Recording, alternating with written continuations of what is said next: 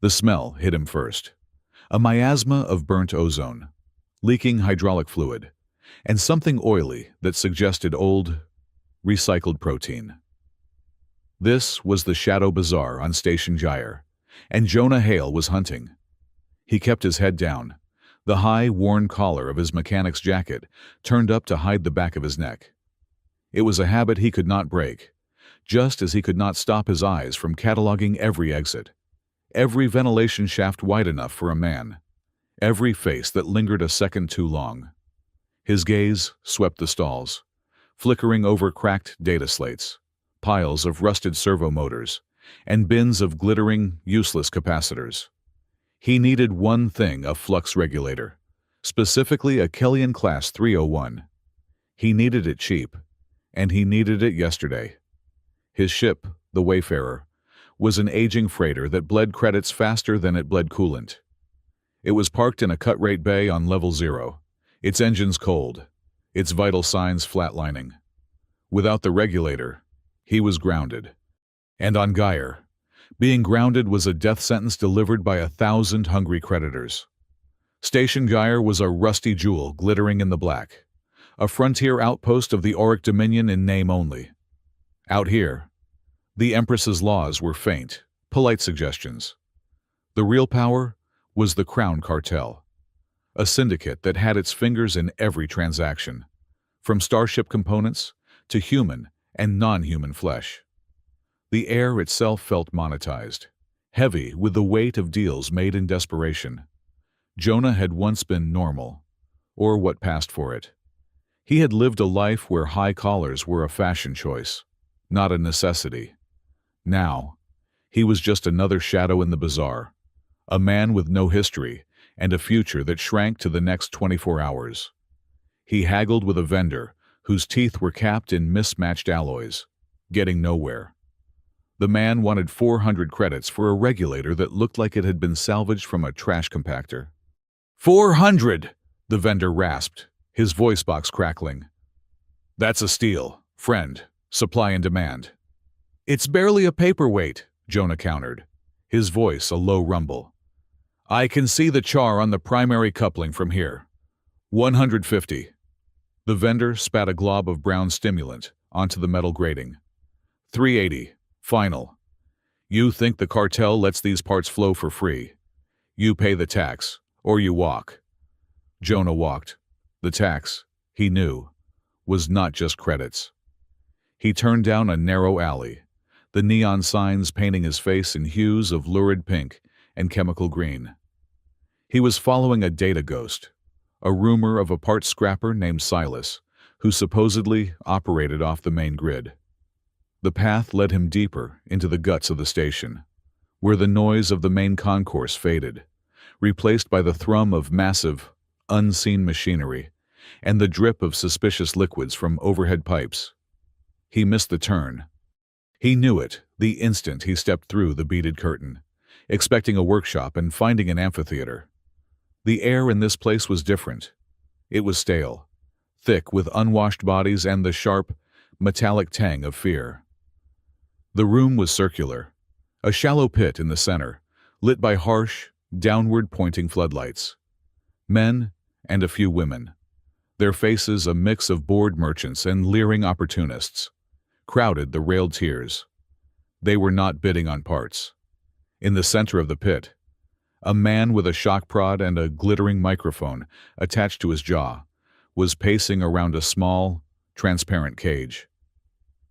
And now, for the connoisseurs, the auctioneer crooned, his voice echoing artificially. A true exotic, a Lunari, fresh from the outer systems, a bit temperamental. But we all enjoy a challenge, don't we? He wrapped the cage with the prod. Designated Astra Neal, fully scanned, fully processed, resisted the primary conditioning, so she's being sold as damaged goods. A fixer-upper, gentlemen. But look at that skin. Jonah felt his stomach clench.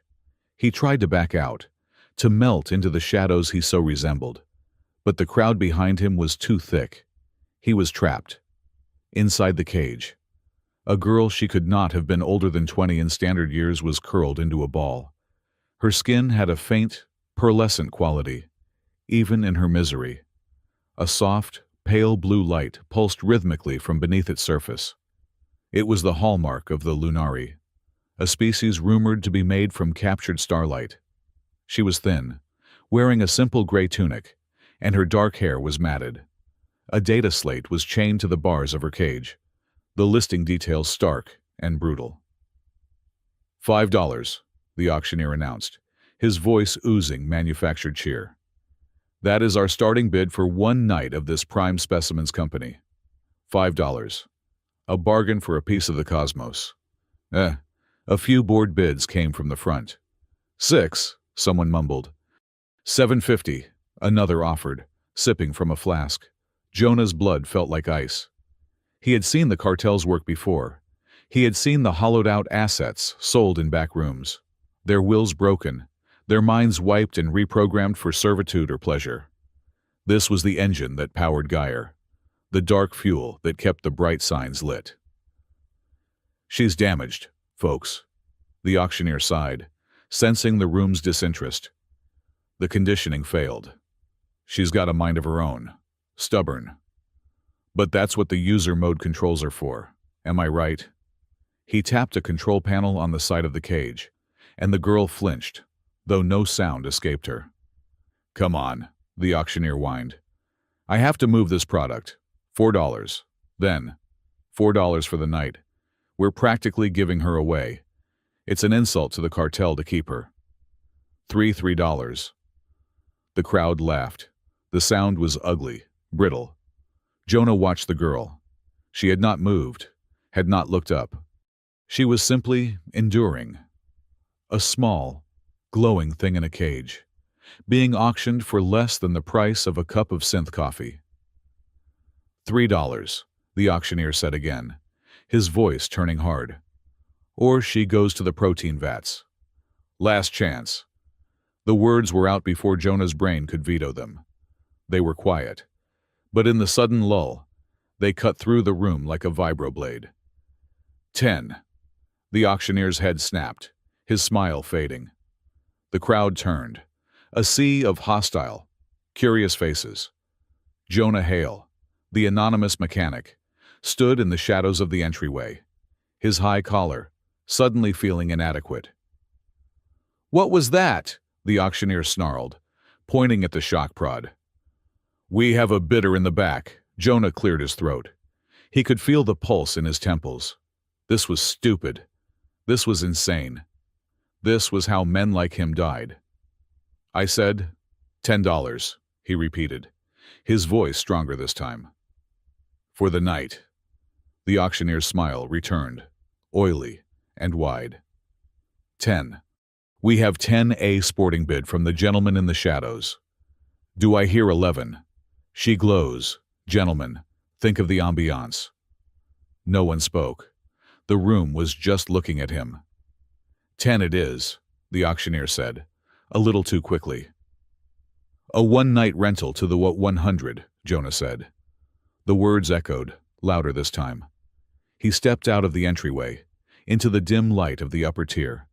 His heart was a trip hammer in his chest, but he kept his voice level, cold. 100, outright. I will buy her a contract. If the first bid had caused a ripple, this one stopped the sea. The room went utterly, profoundly silent. Even the auctioneer was stunned. Buying a contract, especially a damaged one, was not just a purchase, it was a statement. It was a complication. The cartel did not like complications. The auctioneer recovered, his eyes narrowing. We don't sell contracts outright on damaged goods, friend. It's bad for the brand. But for 100, we can arrange an extended rental. I want her off the books, Jonah said, pushing through the stunned onlookers, walking down the steps toward the pit. 100 credits. She walks out of here with me. He was close now. He could see her. Really see her. The faint light under her skin was not a steady glow. It was a flicker, a desperate pulse, like a dying star. And she was looking at him.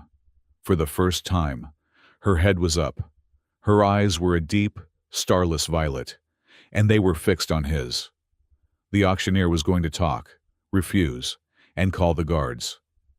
But then Astra Neal moved. She pressed her face against the bars. Her violet eyes locked on Jonah's. Her lips parted, and she whispered, "It was not a plea. It was not a thank you. It was a handful of words in a language that had been dead for 500 years. A language that had no place outside the inner sanctum of the Empress's court in the capital world of Auriga. It was the high archaic, the language of the throne, and she spoke it with a perfect, liquid accent. Jonah Hale stopped dead. His blood did not just run cold, it froze in his veins.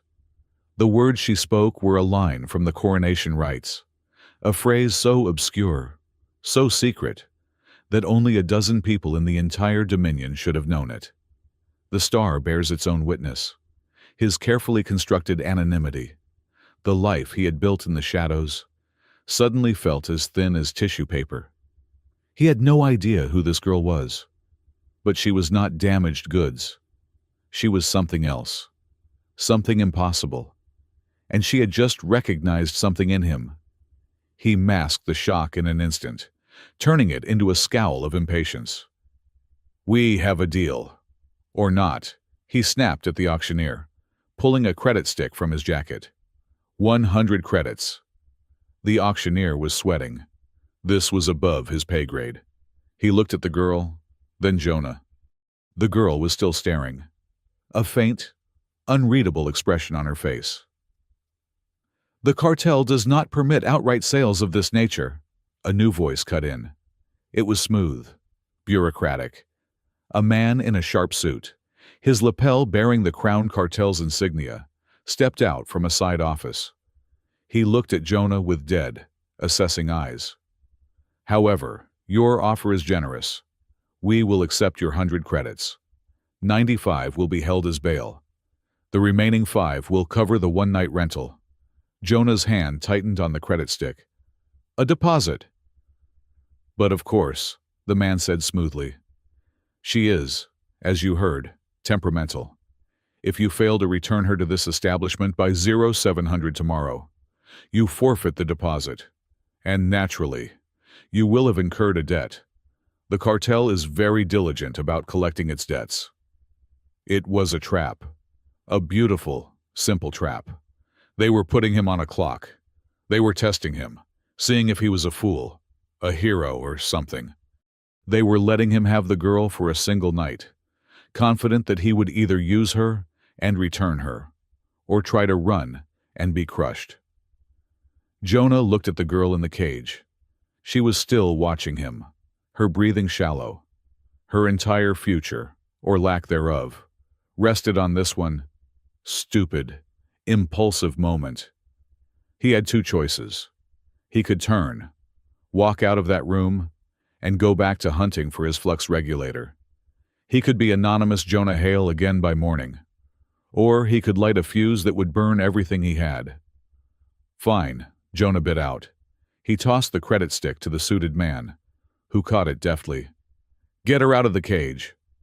The walk back to his rented bay on level 0 was the longest of Jonah's life. The girl, Astra, followed a step behind him, as she had been ordered by the cartel handlers. They had unlocked the cage and, in a moment of sheer bureaucratic malice, a handler had offered Jonah a small, disc-like device. "The user mode," the handler had said with a grin. "Just press it to the base of her neck. It'll streamline the experience. Make her more compliant." Jonah had stared at the disc, then at the man's face. He said nothing. He simply looked at the handler until the man's grin faltered. His eyes widened in sudden, instinctive fear, and he pulled the disc back. Jonah had not laid a hand on him, but the man had recoiled as if from a predator. Now. Astra walked behind him, her bare feet silent on the metal grating of the station's corridors. People stared. A Lunari, glowing faintly, walking behind a rough-looking mechanic. They drew their own conclusions, and Jonah could feel the weight of their silent, lewd judgments. He just pulled his collar higher and walked faster. His bay was a box, a 12 by 12 metal crate he rented by the week, just big enough for a folding cot, a small workbench, and the wayfarer's persistent oil leak. The air hummed with the vibration of the station's massive atmospheric compressors, a constant, bone-jarring thrum that you eventually learn to ignore. He keyed in the code, and the door hissed open. He gestured. "In." Astra entered. She did not look at him. She did not look at the room. She walked to the far bulkhead, next to a stack of empty coolant canisters, and stood perfectly still, her back straight, her hands clasped in front of her. "Unit designation Astra Neal," she said, her voice a perfect, emotionless monotone. "Ready to serve. Please state your requirements for the rental period." Jonah stood by the door, the rumble of the compressors vibrating through the soles of his boots. He looked at her. The glow under her skin was brighter now, away from the harsh lights of the auction, but it was still flickering, unstable. "I don't have any requirements," he said, his voice rough. She did not move. "I do not understand. The rental agreement implies service. Please list your preferences. I am programmed with over 300 social and domestic protocols." "I said, I don't have any," Jonah repeated. He crossed the small room and opened a storage locker, pulling out a sealed nutrient bar and a water bulb. He tossed them onto the cot. "That's the cot. You can sleep there. The fresher is behind that panel. Don't use more than 2 minutes of water." He turned back to his workbench, his shoulders hunched, and picked up a diagnostic tool. He needed to think. He needed to figure out what, in the 7 hells, he had just done. He had bought a person. No, he had hired one. A person who spoke the high archaic of the imperial court. For several minutes, the only sound in the room was the click of his tools and the omnipresent thrum of the station. He could feel her not moving. The stillness was an accusation. Finally, he put the tool down. "Why did you speak to me back there?" The robotic monotone returned. "This unit is not programmed for independent conversation. Please provide a service query." "Stop," he said, turning to face her. "Stop that. The unit crap. The monotone. I saw you. I heard you. You're not a machine." She remained perfectly still. But he was closer now. He saw it. Her hands, clasped so tightly in front of her, were white at the knuckles, and the fingertips of her right hand were trembling. It was a tiny, violent vibration, a desperate, failed attempt at control. She was acting. This whole robotic, compliant facade was a shield. It was the only way she knew how to survive. She was terrified. "I am," she began, her voice faltering for just a microsecond. "Ready to serve." "Jonah," he said. She blinked. "Query." "My name, it's Jonah." He sighed, running a hand over his face. "Look, I don't know what's going on. I don't know who you are, and I'm not sure I want to. I just couldn't." He gestured vaguely. "The $3 thing. Just eat the food. Get some sleep." "I've got work to do." He turned his back on her, a sign of trust he hoped she would understand. He went back to his workbench and tried to focus on the schematic for a Kellyan-class regulator, but his mind was not on it. His mind was on the high archaic, on the impossible girl, and on the ticking clock. He had until 0700, roughly 9 hours. His hand was shaking. He had just spent his last 100 credits. His ship was still broken, and he had just declared a one-man war on the Crown Cartel. A flicker of movement in the corridor outside the bay's reinforced viewport caught his eye. It was not a person. Not really. It was a shadow, a whisper of movement. Jonah's head lifted, his body going utterly still. A figure glided past the viewport. He only saw it for a second, but it was enough. It was a man, or a tall, thin shape, draped in a cloak of absolute, light-absorbing black. The uniform was unmistakable, even in the dim corridor. It was the armor of the Empress's elite guard, the Praetorians of the Auric Dominion. They were the Empress's personal, brutal enforcers. They were never seen at border stations, not in places like Gyre. They were creatures of the core, of the palace, of war. As the figure passed, it paused. The helmeted head turned. Through the grimy viewport, Jonah could not see a face, only the polished, jet-black visor. But he felt the gaze. The elite guard stopped, turned, and looked directly at him, directly into Bay 12B. It was not a long look, just a second, a clinical, cold assessment. Then, the figure turned and glided on, disappearing down the corridor as silently as it had come. A single, cold bead of sweat trickled down Jonah's temple. The cartel was one thing.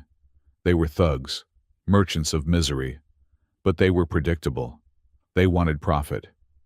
The elite guard was something else entirely. They were ideological. They were power. And they were not supposed to be here. And one of them had just looked right at him.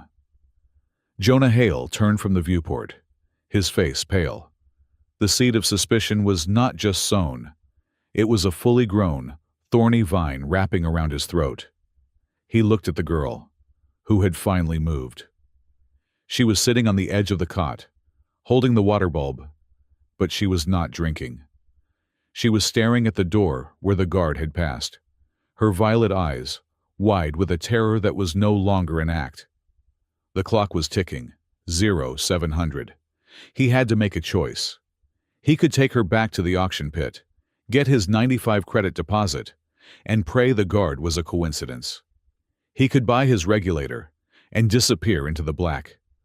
Just another anonymous mechanic. Or he could keep the girl. He could buy her freedom. He could try to fix his ship, find a way out of a station controlled by the cartel, and do it all while being hunted by a ghost in a black cloak. He could declare war on the entire system that had crushed him once before. Jonah looked at his workbench. He looked at the broken parts. He looked at the trembling girl who spoke the language of queens. 9 hours. He picked up his diagnostic tool. He was not going to sleep. 0700. The station's internal chronometer chimed, and the lights in the corridor shifted from their graveyard blue to a harsh, functional white. The day had begun. Jonah Hale had not slept. He had spent the last 9 hours nursing the Wayfarer's diagnostics, trying to bypass a dozen failed systems, with nothing but a hydrospanner and sheer, stubborn spite. He had also been listening to the girl, Astra, who sat on his cot and did not sleep, did not eat, and did not speak. She just watched him, her violet eyes tracking his every move. The faint, steady glow beneath her skin, the only source of warmth in the cold metal box. The sight of the elite guard had shattered her robotic composure. The fear was real now, a living thing in the room with them. It was a fear Jonah understood. The cartel were slavers. The guard were something worse, they were true believers. "It's time," he said, his voice a low gravel. He wiped his hands on an oily rag and stood up. The choice had been made in the quiet, desperate hours of the station's night. He walked to the door. "Stay behind me. Do exactly as I say." And he paused, looking at her. "Try to look compliant." Her face immediately went blank, the light in her eyes dimming. The trembling in her fingers returned, but she masked it, clasping her hands. "Unit designation Astra Neal. Ready to serve." "Good," he muttered, hating the word. "Let's go." They returned to Shadow Bazaar. The morning crowd was different. It was all business now. Merchants checking manifests, droids hauling cargo, the smell of burnt synth coffee hanging thick in the air. Jonah kept his pace brisk, his hand near the plasma cutter on his belt. But no one stopped them. They were just another mechanic returning damaged goods. A common, sad transaction on Station Geyer. He pushed through the beaded curtain into the auction pit. The room was empty, save for the suited man from the night before, who was sipping a steaming beverage at a clean, steel desk. The cage was gone. "Mr. Hale," the suited man said, his voice slick with false courtesy. He did not get up. "You are punctual. I'm so pleased. 0658. You have 2 minutes to spare. Please, bring the asset to the processing plate." He gestured to a glowing circle on the floor.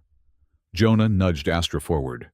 She stepped onto the plate with the practiced, dead-eyed obedience of a long-term victim. A scanner hummed. "Asset Astra Neal returned," the suited man said, tapping on his console. "Condition minimal wear. Deposit 95 credits authorized for release to your account. It was a pleasure doing business with you." Jonah did not move. He was looking at the man's console. He could see the screen reflected in the man's polished desk. He saw his own account, and the return asset button flashing. "Wait," Jonah said. The suited man looked up, his polite mask slipping into annoyance. "A problem." "I changed my mind," Jonah said. He stepped forward, shouldering the man away from the console. "What are you doing? Get your hands off cartel property." "You said it yourself. A one-night rental, 5 credits. Jonah's fingers flew over the interface. He was no hacker, but he knew his way around a bad user interface. He bypassed the return asset screen and found the main transaction hub. "I paid for the night. Now I'm paying for the rest. Transfer of ownership." He hit the button. The suited man lunged, but Jonah blocked him with an elbow, pinning him against the wall. The console chimed. "Transaction authorized. 95 credits transferred. Asset Astra Neal. Contract sold." "You imbecile!" the suited man shrieked, his face turning purple. "You absolute fool! Do you have any idea what you've done?" "I just hired some new crew," Jonah said, his voice dangerously quiet. He pulled a blank, flimsy data slate from his jacket pocket. It was a standard crew manifest, required by the Dominion for any multi-person vessel. He walked over to Astra, who was standing on the glowing circle, looking utterly lost. "Give me your hand," he said. He took her thumb and pressed it to the slate. Her biometric signature flared, locking in. He keyed in her name. Astra Neal. Under position, he wrote deckhand. "That's not legal," the suited man snarled, straightening his suit. "She's not a person. She's an asset. She's marked." "She's my crew," Jonah said, pocketing the slate. He nodded to Astra. "Come on." "You just bought a leash. You stupid, self-righteous bastard." The man was shouting now, his composure gone. He jabbed a button on his desk. "She has a cartel biomarker, full subcutaneous. Every sensor on this station, every bailiff drone, is keyed to it. You think you can just walk out of here? You just bought a homing beacon security lock down Bay 22. Jonah grabbed Astra's arm. "We're not in Bay 22. He ran, pulling her with him, back through the beaded curtain. They burst out into the bazaar. Alarms were already starting to chime, a distant, rising triplet beat. "Where are we going?" Astra asked, her voice no longer a monotone. She was running, her bare feet slapping the grate. "To find some friends," Jonah grunted. "And a part. We're going to need a part." His wrist came vibrated, a sharp, buzzing pulse. A text-only message, scrambled, from an ID he knew well. "Ria's repurposed robotics. Docking Bay 7. Now." "What did you do?" "Jonah, my network access is lighting up like a supernova.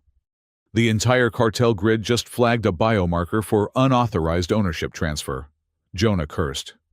Bay 7 was on the other side of the station, near the high-end docking ports. "Detour," he muttered, and yanked Astra into a service tunnel, the stench of ozone and sanitation chemicals washing over them. They bypassed the main concourses, sticking to the humming, metallic guts of the station. Astra, to his surprise, was keeping up. She was fast, and her head was on a swivel, her eyes drinking in every sign, every data port, every maintenance schematic stenciled on the bulkheads. She was not just running, she was learning. They burst into the relative purity of the Bay 7 commercial ring.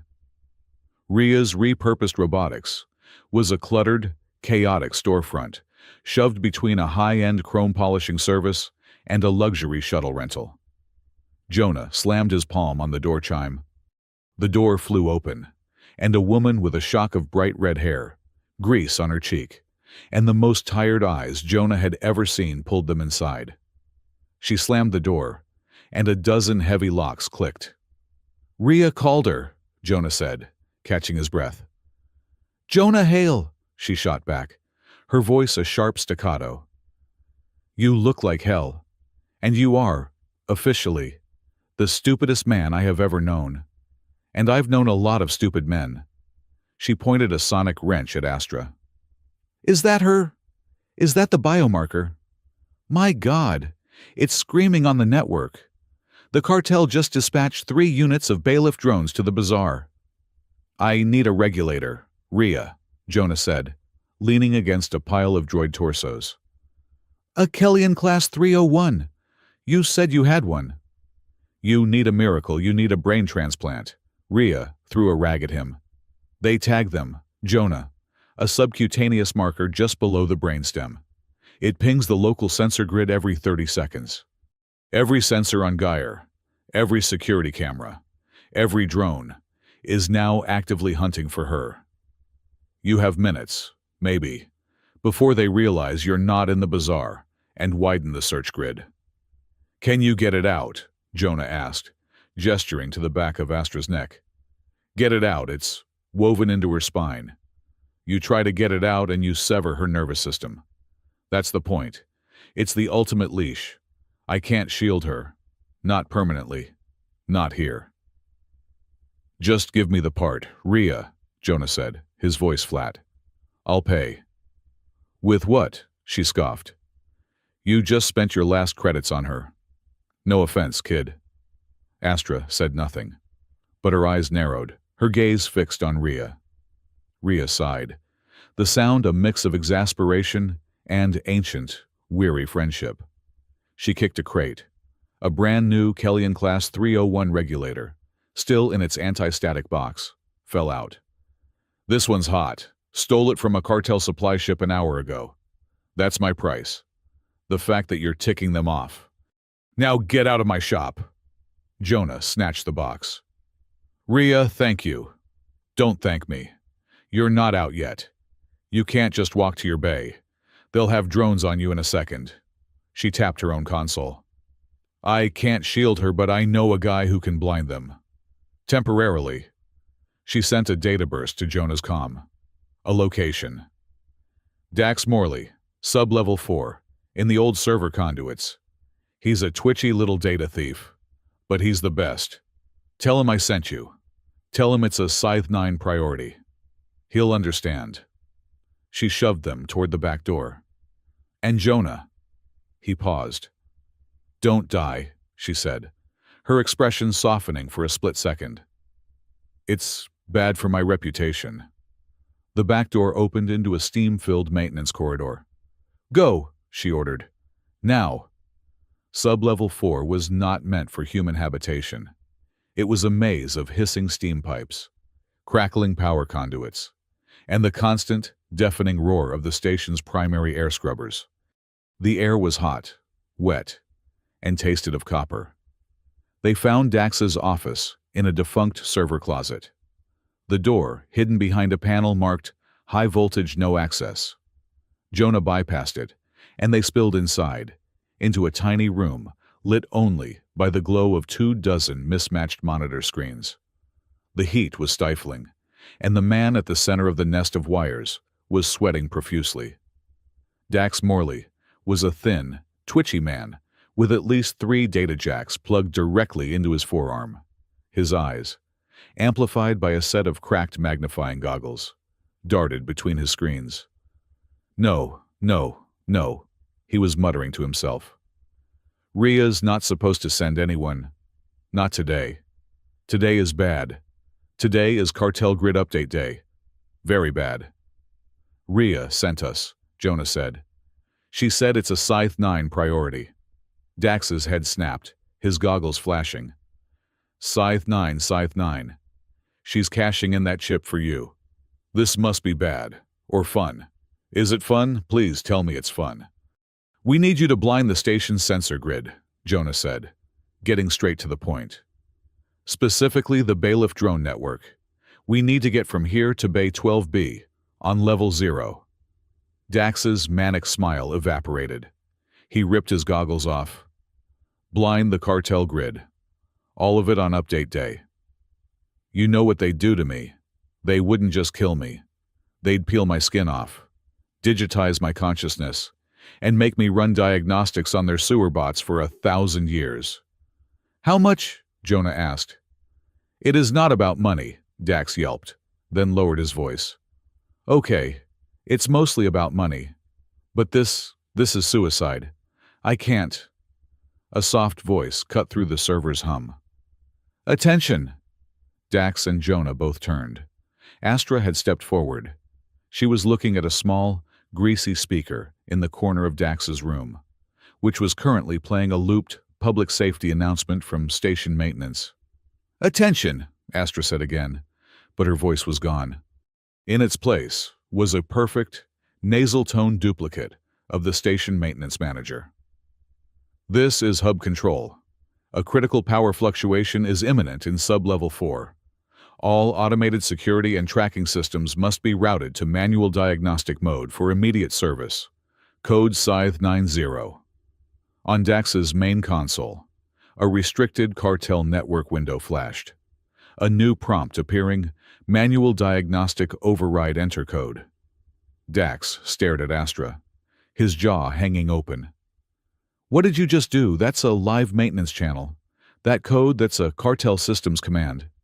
Astra looked at Jonah, a flicker of uncertainty in her eyes, but her voice was steady. I hear things, and I remember what I hear. Dax suddenly burst into a high-pitched, terrified cackle. Oh, this is fun. She's a mimic, a perfect, voice print level mimic. Oh, Ria, you glorious disaster magnet. His fingers flew across his keyboard. Scythe 90, acknowledged. Thank you. Hub control. He typed, his eyes gleaming. You just bought me a back door. Kid. A big, beautiful, unlocked back door right into the drone control mainframe.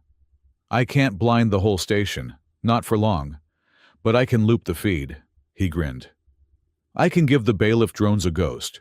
I can make them chase their own tails. I can give them a phantom U, running in circles back in the bazaar. But the loop won't hold.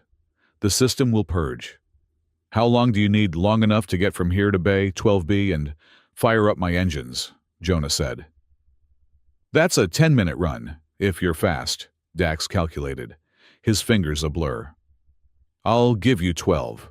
12 minutes from the second you leave this room. After that, the loop collapses, and every drone on the station will know exactly where you are. Go. Enough time to run.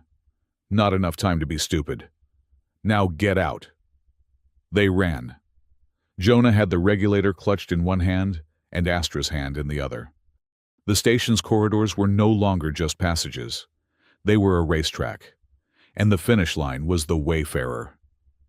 This way, he grunted, taking a shortcut through a cargo lift. The station's alarms were louder now, a general alert. Not just for them, Jonah realized, but for the power fluctuation Astra had invented. They reached the main docking concourse for the low credit bays on level 0. It was a massive, open space, with gantries and viewports looking out into the black. And it was blocked. Jonah skidded to a halt, pulling Astra behind a cargo container. His heart, which had been hammering, seemed to stop. Not by cartel thugs, not by Bailiff drones, by the elite guard. There were 3 of them, standing in the middle of the concourse, as silent and imposing as obsidian statues. They were helmeted, cloaked in their signature light-absorbing black, and armed with weapons Jonah could not even identify. They were not supposed to be here, not in the cheap bays. They were standing by the main viewport, looking out at the stars, as if they were waiting. This was it. They were caught between the cartel and the Empress's monsters. The leader of the three turned his head. The movement was impossibly smooth, almost mechanical. The jet-black, reflective visor swiveled, bypassed the cargo container, and locked directly onto Jonah. He saw them. He saw Jonah. He saw Astra. Jonah's hand instinctively moved to the plasma cutter on his belt. It was like threatening a starship with a rock. The guard did not move. He did not raise his weapon. He did not signal his companions. He just watched. His head tilted, a micro-movement, as if he were a bird of prey cataloging a new, interesting specimen. It was a cold, analytical, and utterly terrifying stare. He was waiting, awaiting another data point, another result. "He's not stopping us," Astra whispered, her voice tight with a fear so profound it was almost calm. "Don't question it," Jonah muttered, his throat dry. "Walk. Do not run. Act like we belong here." He stepped out from behind the container, pulling Astra with him. He forced himself to walk at a normal pace, straight across the concourse, on a path that would take them within 20 feet of the three deadliest warriors in the Auric Dominion. The air felt like it was charged with 1,000,000,000 volts. Every step was agony. He could feel the black visor tracking them. He could feel the power rolling off the guard in palpable waves. They walked past. The guardsmen did not move. They just let them go. "Bay 12B," Jonah hissed, breaking into a jog the second they were around the corner. "In. Now." He slammed the door release, and they tumbled into the dark, cold cargo bay of the Wayfarer. The heavy bay door hissed shut, sealing them in. "Strap in," Jonah yelled, scrambling over a crate to get to the cockpit. "Co-pilot's chair. On your right, now." He threw himself into the pilot's seat and, in one motion, ripped the main maintenance panel off the dashboard. Wires sparked. He had the new regulator box in his hand. "Bay 12B to gyre control." He barked into the ship's comm, his voice all business. "This is the Wayfarer, requesting immediate departure clearance. We have a critical engine malfunction and need to get clear of the station before we vent." "Negative. Wayfarer." A bored voice crackled back. "All departures are on hold, by order of station security. There's a power fluctuation. Stand by." "To hell with that," Jonah said, and cut the channel. He ripped the new regulator from its box. It was sleek, black, and perfect. He jammed it into the empty socket. The couplings did not quite align. It was a 301, but apparently a military spec version. He had to use the heel of his hand, slamming it in. The console lit up. He hit the engine start sequence. The Wayfarer, which usually took 3 tries to wake up, roared to life, the entire deck vibrating. "Unauthorized departure, 12B." The comm shrieked, the voice no longer bored. "I repeat, stand down. We show an unauthorized engine ignition. Bailiff drones are en route to your location." "Astra," he yelled, not looking at her. He pointed to a greasy, red lever marked Manual Propellant Feed. "See that if I tell you. Pull it. Not before. Got it." She just nodded, her hands gripping the lever. "Hang on." Jonah slammed the main thruster controls to 100%. The Wayfarer did not lift. It launched. Metal screamed as the emergency docking clamps were sheared off the hull. The ship rocketed out of the bay, a cork from a bottle, tumbling into the black. "Warning!" the ship's computer intoned calmly. "Multiple system failures. Aft hull integrity compromised." Yeah, Jonah muttered, fighting the yoke, stabilizing their spin. Starfield rolled in front of them. And then a new alarm blared. A high-pitched, terrifying squeal. The engine status screen was a Christmas tree of blinking red lights. The new regulator was not just working. It was working too well. It was pouring power into his old, cracked engines, which were not designed to handle it. "The gasket," Jonah shouted, more to himself than Astra. The ship was shaking, a deep, bone-jarring vibration. The whine from the aft was rising in pitch. "It's going to blow. The whole drive is going to melt." He could not stop. He could not slow down. The bailiff drones were already swarming out of the station behind them. He had to redirect power, or they were a small, expanding cloud of debris. He made a choice. It was a stupid, desperate, mechanic's last-ditch hope choice. He yanked open a small, unmarked panel at his knee. Inside was a single, greasy copper handle. It was not on any schematic. It was a Jonah Hale special. He called it the manual phase shift. He grabbed the handle, his knuckles white. "This is going to get weird," he said. He pulled. He shunted the entire, massive, overwhelming load from the new regulator, bypassing the overloaded engine core entirely, and fed it straight into the navigational deflector array. The Wayfarer lurched so violently. Astra was thrown against her straps. The lights did not just flicker. They exploded. The ship went dead. The engines, the console, the life support, everything. For one single, terrifying second, they were a cold, dark tomb, dead in the water, drifting. Astra let out a small, terrified sound. Then, the lights sputtered back on, a sickly, emergency orange. The console was relit. The shaking subsided, replaced by a deep, powerful, and thankfully stable groan. The engine diagnostic screen was still a mess, but the overload light was off. Jonah was panting, drenched in sweat. He glanced at the aft camera. A cloud of superheated vapor, plasma, and several large chunks of his engine cowling were floating away behind them, expanding in the void. He let out a shaky, hysterical laugh. "Well, if it blows, at least we don't have to pay the docking fee." He glanced at Astra. She was rigid in the co-pilot's chair, her eyes wide, staring at the starfield in front of them. Slowly, as if remembering how, she uncurled her fingers from the armrests. She took a deep, shuddering breath. It was the first real breath he had heard from her.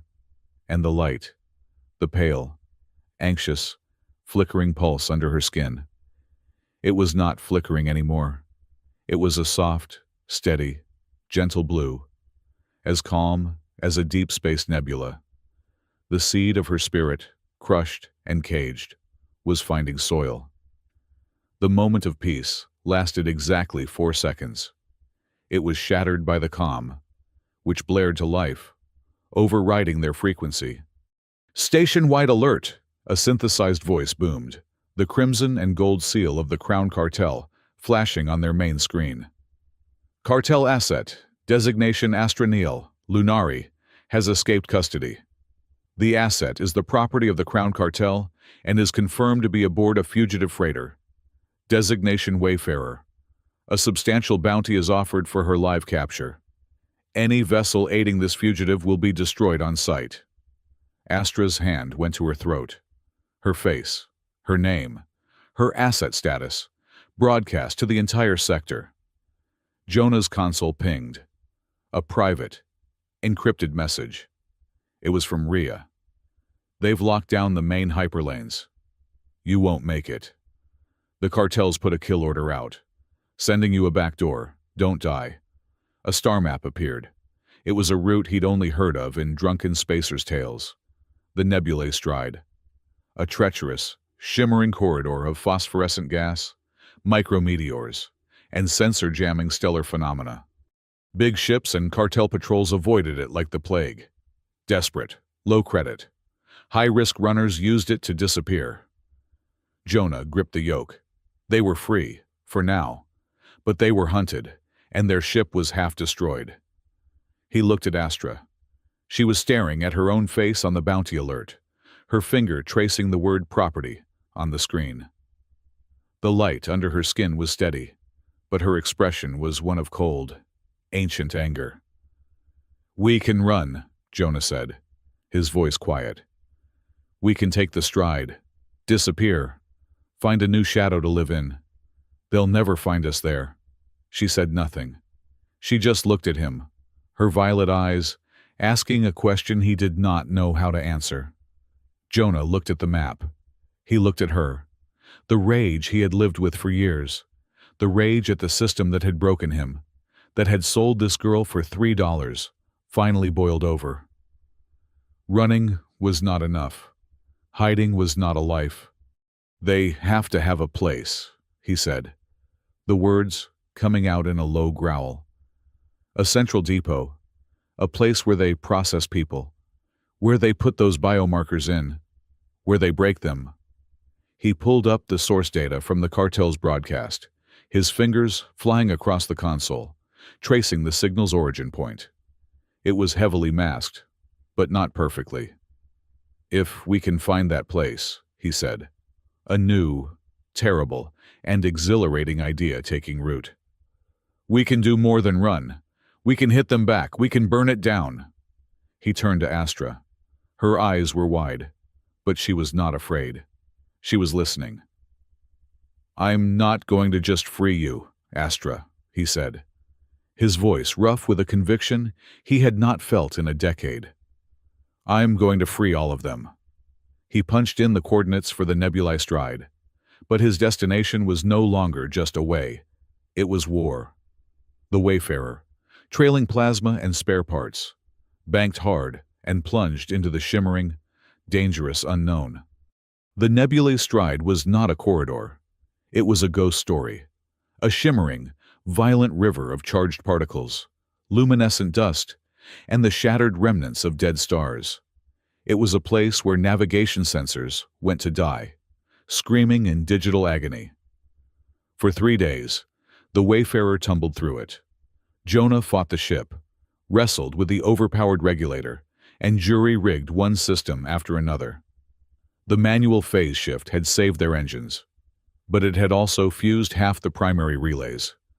He was running the ship on what he called tape, wire, and a healthy dose of spite. Astra, true to her nature, had absorbed the entire situation. She sat in the co-pilot's chair, no longer a victim, but an apprentice.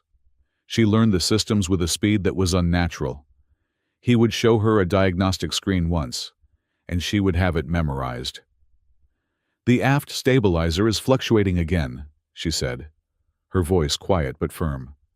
"The power draw is off by 0.04%. Jonah grunted, not looking up from the sizzling relay he was soldering. "It'll hold. It's just complaining." "And the bounty broadcast?" she asked, her gaze on the main screen, which they kept permanently offline now. "The cartel. They are still searching for us. I can hear their signals, faint echoes on the subspace bands." "Let them search," Jonah said, blowing on the hot joint. "They're not stupid enough to follow us in here. Not for one mechanic and one damaged Lunari. The fuel cost alone." He trailed off, realizing what he'd said. "They're not stupid," Astra agreed, turning her violet eyes on him. "Which means the bounty was not just about profit. They want me, specifically." "Why?" Jonah had no answer. He just sealed the panel. "We're close," he said, changing the subject. "Rhea and Dax have been busy." He toggled the comm.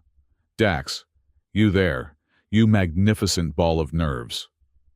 The comm crackled, a burst of static, and then Dax's voice, high and reedy, filled the cockpit.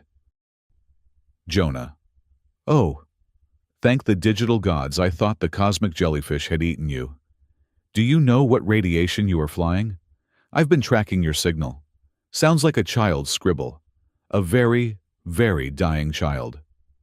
"It's good to hear from you too, Dax. What's the status of the target?" "Oh," The target, Dax's voice became conspiratorial. You were right. You were so very, very right. The cartel's main processing hub. It's not a secret base on a rogue moon. It's right out in the open. A schematic flashed on Jonah's screen. It was an asteroid-based station, massive, industrial, and heavily armed. The public designation read, Forge Spire Class 4 Supply Refueling Depot.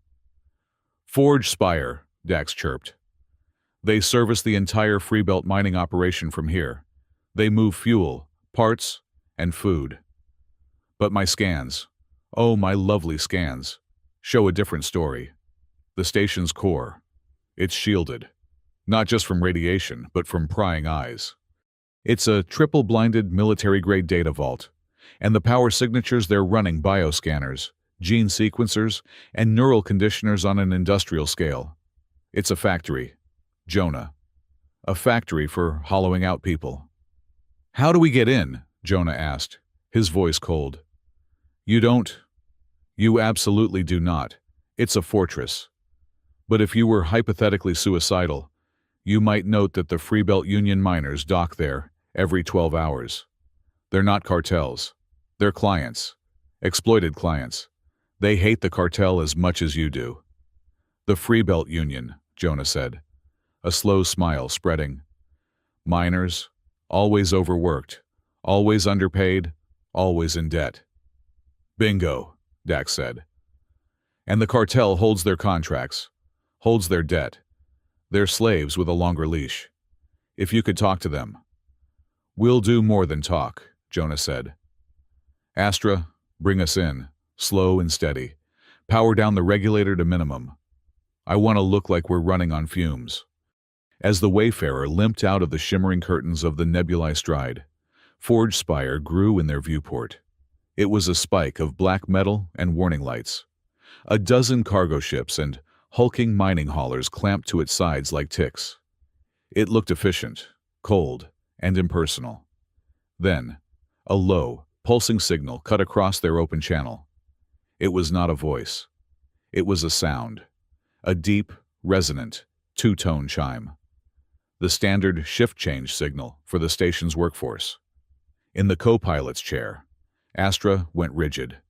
The faint, steady glow beneath her skin vanished, plunging the cockpit into a chilling darkness, lit only by the console. Her breathing hitched. Her hands flew to her ears, her knuckles white. Astra, Jonah said, his hand reaching for her. No, she whispered, her voice a raw, terrified thing he had not heard since the auction pit. That's that sound. It's the sound before the tank, before the conditioning. It's the sound they use to make us compliant. Her body was trembling, a violent, uncontrollable shudder. The trauma, held at bay by the crisis of their escape, had found her. The simple, electronic chime was the key that unlocked her personal hell. Jonah's rage, usually a cold, banked fire, flared. He put his hand over hers. It's just a noise, he said, his voice a low, fierce rumble. It's a bell, and we're here to break it. He looked at her, forcing her to meet his gaze. I need you, Astra. I need that voice. Can you do it? She was breathing in shallow, ragged gasps. She looked at the station, then at his hand. Slowly, agonizingly.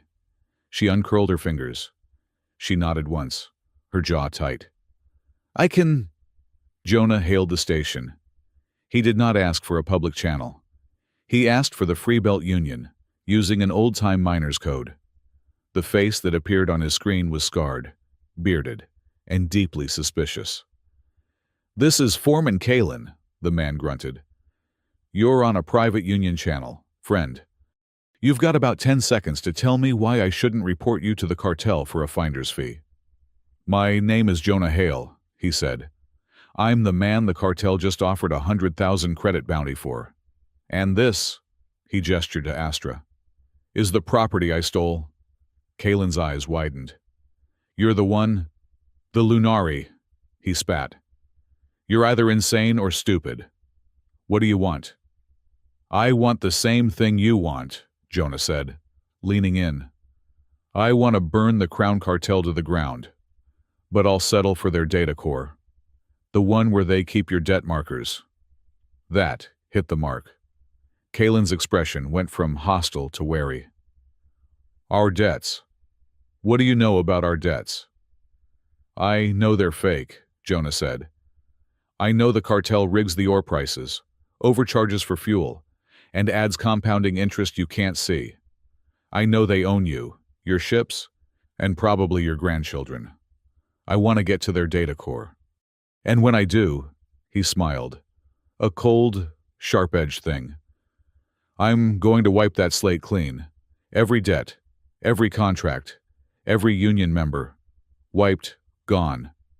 Kalen was silent for a long time. That's a big promise, bounty man. Wiping the ledger core, it's impossible. My friend Dax, who is listening in, says it is. With a quantum-edged razor worm, he's been dying to try. I have, Dax's voice yelped over the comm, making Kalen jump. It's a beauty. It doesn't just delete, it rewrites. They won't just be free. They'll be in credit. It will cause delicious chaos. Kalen looked at Jonah. And your price? A way in, Jonah said. A uniform, a maintenance schematic, and your men look the other way for 20 minutes. 20 minutes, Kalen repeated, rubbing his thick beard. He looked at something off-screen. It's not just data, you fool. They process people there. They take our children who can't pay their families' markers. They educate them. I know, Jonah said, his voice soft. That's why we're not just wiping a computer. We're opening the cages. Kalen's eyes locked on his. Dock in Bay 94. It's a slag heap. But the sensors are busted. You'll find 2 Union pressure suits and a data slate by the airlock. The rest is on you. If you get caught, we don't know you. If you get caught, he leaned closer. We'll probably be the ones forced to shoot you. Fair enough, Jonah said. We'll be the ones in a hurry. The channel cut. Infiltration was a blur of high-stakes improvisation. The Union suits were bulky, stinking of ore dust and sweat. Jonah and Astra looked like just 2 more miners, their faces obscured by polarized visors. The data slate Kalen had left them was a crude map, showing a network of maintenance tunnels that bypassed the main, public areas of the station. Dax, you're our eyes, Jonah muttered into his voice a tight whisper. They were in a dark, clanging service conduit, the air thick with metallic dust. I'm in, Dax's voice was a frantic hiss.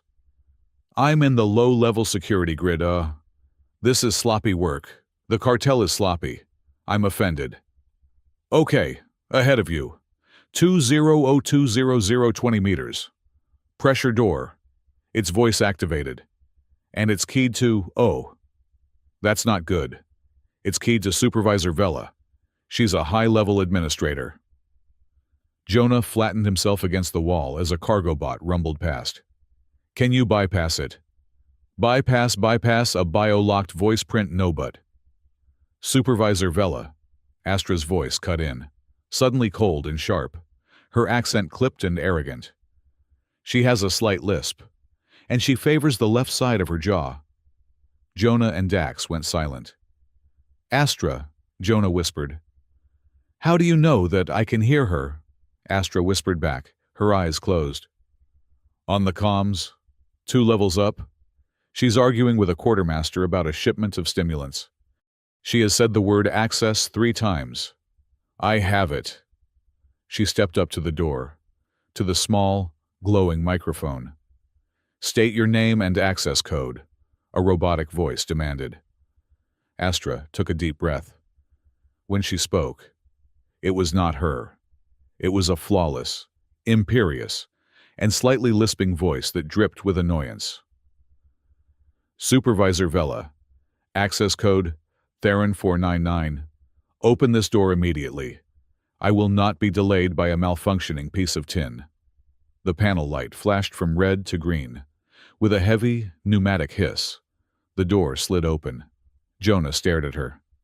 "Remind me," he said, his voice dry, "never to get on your bad side." Astra's lip quivered in a small, fleeting smile, the first he had ever seen. The glow under her skin was bright and steady. "I'm a fast learner." They moved deeper, a two-person ghost in the cartel's machine. They bypassed two more checkpoints. One, with another perfect imitation from Astra. The other, with Dax finding a forgotten diagnostic port and dumping so much garbage data into their security sensors that they'll be sifting through it for a week. They were in the core now. The air was sterile, cold, and quiet. This was no public station industrial mess. This was a laboratory. White walls, silent droids, and the heavy, shielded doors of a vault. "Dax, we're at the core entrance," Jonah said. "We're going in. Start the worm." "Good luck," Dax whispered. "I am—" "Oh no, Jonah. We have a problem. A very, very big problem." "What is it?" "The Archon. He's here. He's at the station. He's projecting to the main hub, right where you are."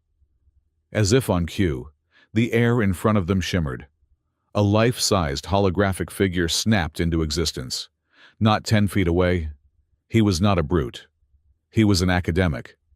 A man in his later years, with a neat gray beard, a calm, patrician face, and the robes of a philosopher.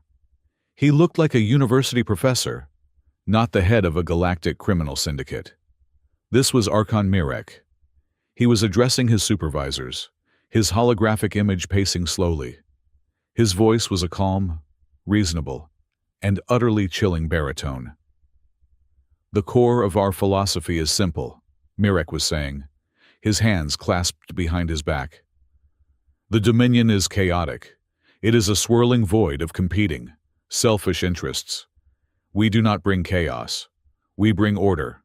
We take the useless, the broken, the indebted, and we give them purpose. We give them structure. Yes, that requires sacrifice. It requires that some freedoms be curtailed. But what is freedom?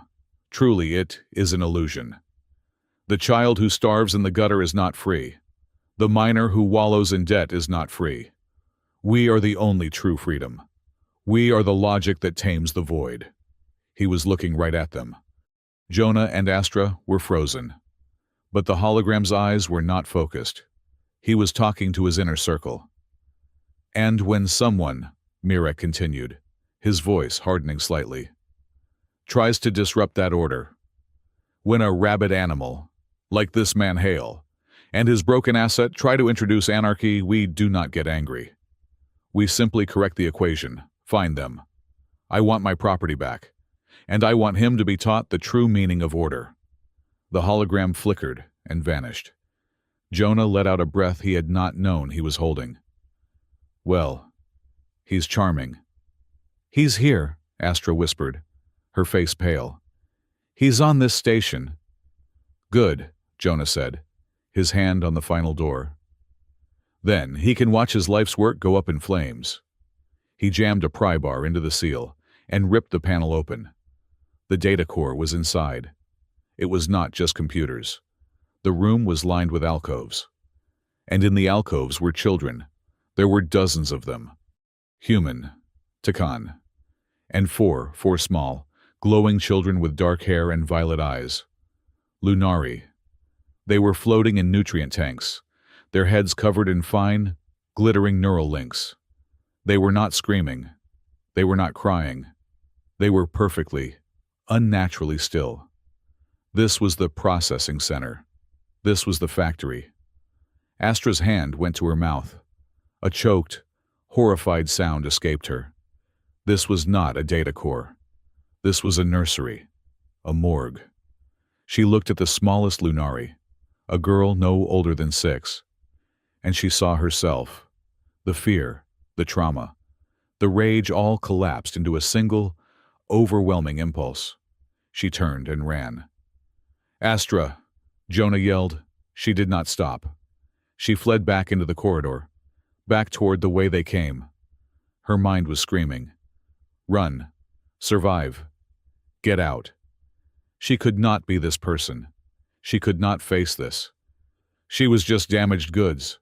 Jonah caught her in the hallway.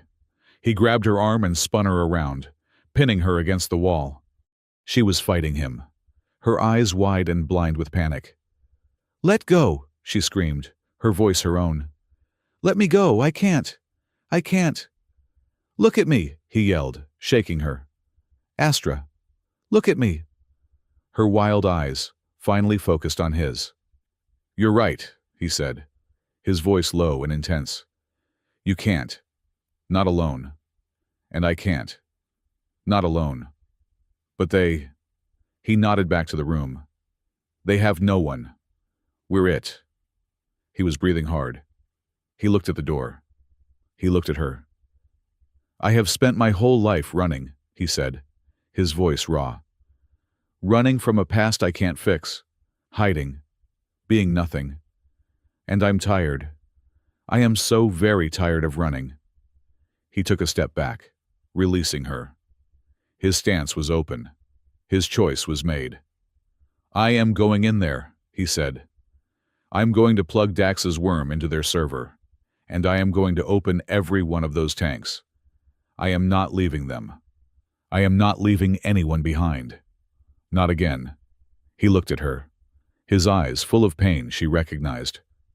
"You can go. You can run. You have earned your freedom. But I'm staying. No one left behind." He turned his back on her and walked back into the room of horrors. Astra stood in the corridor, her body shaking. Run. Survive. Both words that had kept her alive for years. But they felt hollow. He was a human. A small, insignificant, stubborn as hell human.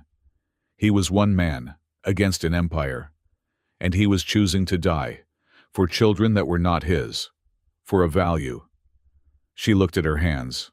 The light, her Lunari light, was pulsing.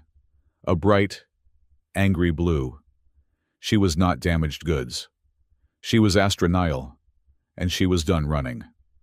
She walked back into the room. Jonah was at the main console, his fingers a blur as he fought the cartel's firewalls. "The alarm will sound the second I open the tanks," he said, not looking up. "They'll be here in seconds." "Which one's first?" Astra asked, her voice clear and cold as starlight. Jonah looked up. She was standing at the first tank, the one with the smallest Lunari. Her face was set. She was not a victim. She was a rescuer. "All of them," Jonah said, and slammed his fist on the console. "Dax now." "Worm is in," Dax shrieked over the comm. "Oh, it's beautiful. It's eating their ledgers. It's eating everything. Debt markers gone. Union contracts wiped. Every alarm on the station blared to life. Red lights flashed. Emergency!" A robotic voice screamed. "Containment breach. Data core. Containment breach." Jonah hit the emergency release for the tanks. With a pneumatic hiss, the liquid began to drain. The children slumped, unconscious. "The doors," Jonah yelled. "They're coming." The main door to the core slid open. 2 cartel soldiers in heavy armor burst in, their weapons raised. "Freeze on your knees." Behind them, a spherical, floating bailiff drone zipped into the room. Its lens glowed red. It scanned Jonah. Threat minimal. It scanned Astra. Its voice was a cold, synthesized screech. "Asset detected. Astra Nile. Lunari. Seize. Seize. Size." The soldiers raised their weapons. Jonah Hale moved. It was not a mechanic's move. It was the movement of a predator. He was not. And he was. He moved in a way that defied the bulky pressure suit. He crossed 10 feet in a heartbeat. He did not go for the gun. He went for the man. His first strike was no punch. It was an open-palmed blow to the man's throat, at the junction of the helmet and the suit seal. The man collapsed, gurgling. The second soldier fired, Jonah was not there. He had used the first soldier's body as a shield, rolling, and came up inside the man's guard. He had the soldier's own plasma cutter in his hand. He did not stab. He did not cut. He jammed the cutter into the soldier's power pack, at the hip. The suit seized, every muscle locking as the power shorted. The man went down, rigid as a statue. "Two," Jonah said, breathing hard. He was still holding the cutter, his stance low, balanced. He had not just fought them. He had dismantled them. "Jonah," Astra said, her voice awed. "You're a mechanic," he said, his voice a lethal rasp. "I'm good at fixing and breaking machines. And these guys, they're just machines." He even managed a grim half-smile. "Don't you move, tin can," he taunted the paralyzed soldier. "You'll pull a muscle." More were coming. They could hear the heavy boots in the hall.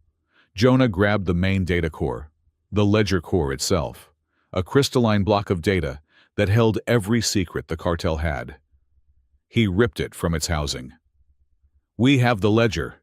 We have kids. We have to go," he yelled. He and Astra began pulling the children from the tanks, grabbing the small, limp bodies. Kalen and two of his miners burst in, their faces grim. "We heard the alarm," Kalen said, "and our debt shackles just unlocked. We're with you." They were a chaotic, desperate group, half carrying, half dragging the 30-odd children, running back the way they came. Alarms were screaming. Cartel guards were firing. It was a war zone. They burst into the docking bay, back to the Wayfarer. "Get them in!" Jonah yelled, laying down covering fire. His shooting was as precise and economical as his hand-to-hand. He was not aiming for heads. He was aiming for knees, for weapons, for power packs. "Jonah," Astra screamed from the ramp of the Wayfarer. He turned. A massive, black-plated cartel destroyer was undocking from the far side of the station. But that was not what she was shouting. The space above Forge Spire, the black void that had been empty moments before, was now full. 3 ships, sleek, black, and utterly alien in their design. They were not cartels. They were not civilians. They were knives in the dark, all sharp angles and menacing, silent engines. They had just dropped out of hyperspace, a perfect 3-point formation, blockading the entire station. Jonah knew those ships. He had not seen them in a decade, but you never forgot. The elite guard. They were not attacking. They were just there, a wall of absolute, terrifying power. "They're here for us," Astra whispered, her face ashen. "They're here for me." "Get on the ship," Jonah ordered, his mind racing. Why now? Why them? He scrambled up the ramp, hitting the door seal. The Wayfarer's engines were already screaming. Then his console lit up. A private, encrypted signal. It was not from Dax.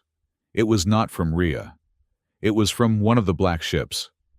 It was not a voice. It was not a text. It was an image. An ancient, 2-headed eagle, clutching a star. The royal signet of the Auric Dominion. A signal that had not been used publicly in centuries. A signal that only 3 people in the entire Dominion were authorized to use. Astra looked at the screen, and the last of her color drained away. She was not just afraid. She was terrified. Jonah Hale did not look afraid. He looked pensive. He looked angry. He looked like he had been expecting this. "Get those kids strapped in," he growled, throwing himself into the pilot's chair. This party just got complicated. The Wayfarer's engines were screaming, but the ship was not moving. Jonah slammed his fist against the console. The ship was a caged animal, roaring in a trap. "Magnetic locks," he yelled over the din. The docking bay's internal lights were flashing, bathing the cockpit in a pulsing, hellish red. "They've got us clamped to the deck." "Warning," the ship's computer intoned, its calm voice a counterpoint to the chaos. "External clamps engaged. Hull integrity at the docking port is failing." "I can see that," Jonah snarled, fighting the controls. Behind them. In the cargo bay, he had converted into a makeshift triage center. He could hear the faint, terrified cries of the children they had rescued. Kalen and his miners were trying to calm them, their deep voices useless against the trauma. Then, Archon Mirek's voice filled the air. It was not on their private comm. It was everywhere, broadcast across the entire station, beamed to every ship in the sector, and patched directly into the Wayfarer's cockpit. "Attention, all citizens and security forces," Mirek's smooth, academic voice announced, dripping with false concern. "The criminal and known trafficker, Jonah Hale, has been cornered in Bay 94. He has taken over 30 children from the station's humanitarian wing hostage. He is armed, unstable, and has already killed 2 members of my security staff." "He's lying," Astra said, her voice tight.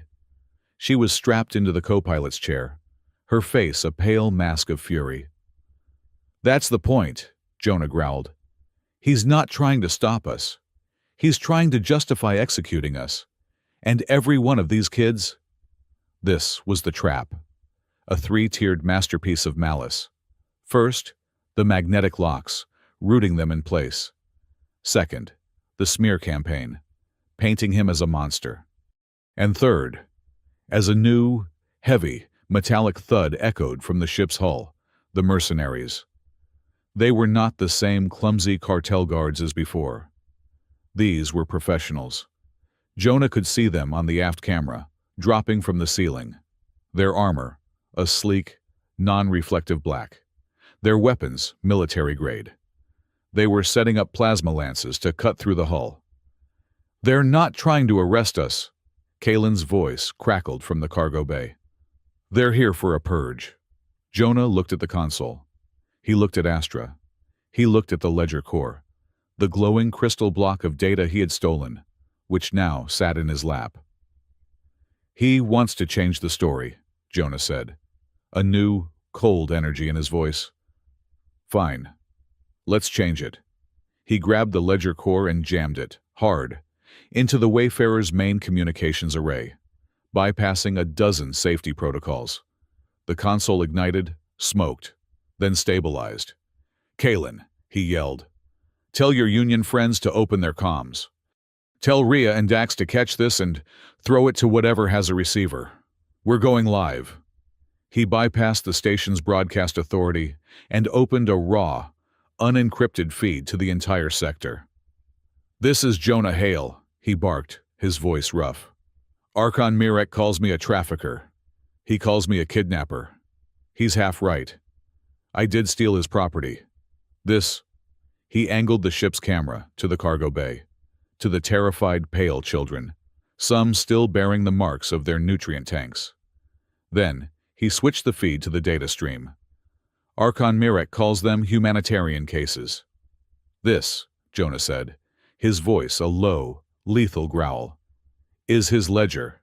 He hit enter. The data flowed. It was not a plea. It was an avalanche. Contracts, prices, itemized.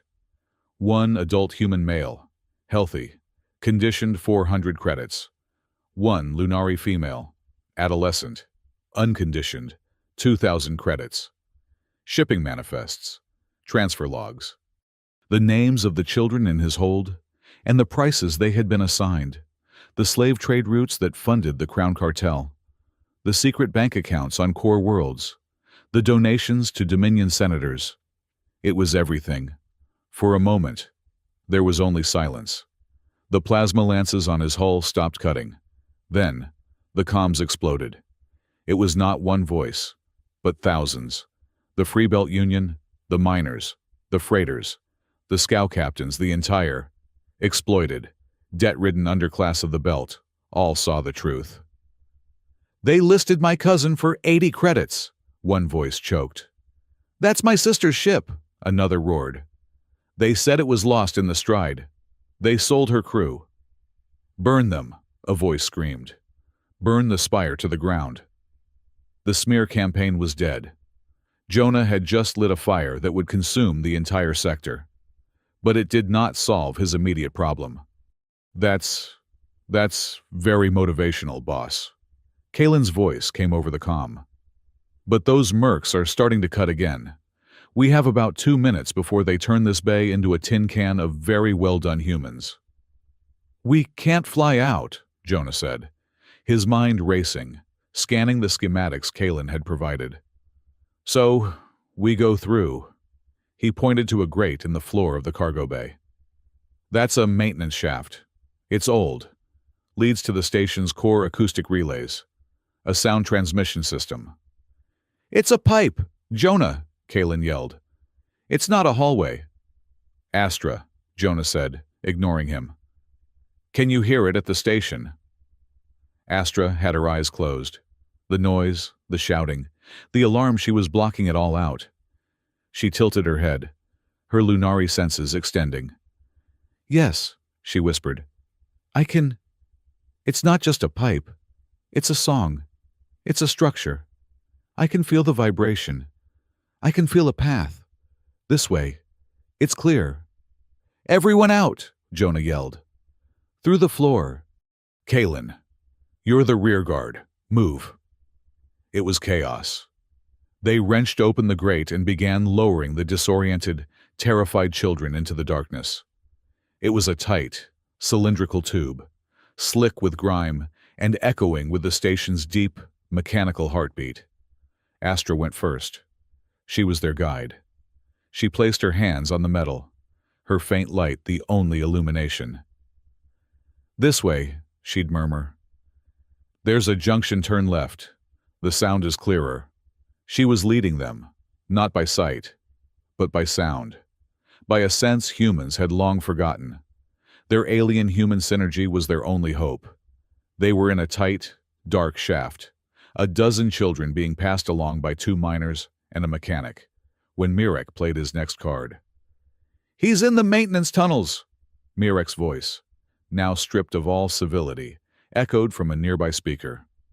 Flush him, and activate the null field, Sector 94B, now. A soundless, energyless wave washed over them. It was a high-frequency field designed to disrupt exotic energy signatures. For Jonah and the miners, it was a faint, unpleasant buzzing in their teeth. For Astra, it was agony. Her light did not just flicker. It was extinguished, snatched away. The song of the station was replaced by a deaf-deafening, static-filled roar. She stumbled, clutching her head, and collapsed against the curved wall, gasping. Astra, Jonah yelled, scrambling to her side. I can't hear, she cried, her voice panicked. It's gone. The light, it's gone. I'm blind.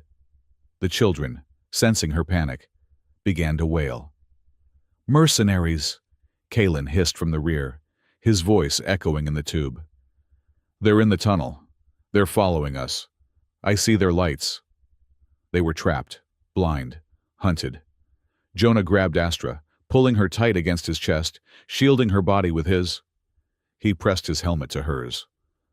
It's okay, he said, his voice a low, steady rumble in the dark. I've got you. Forget the song.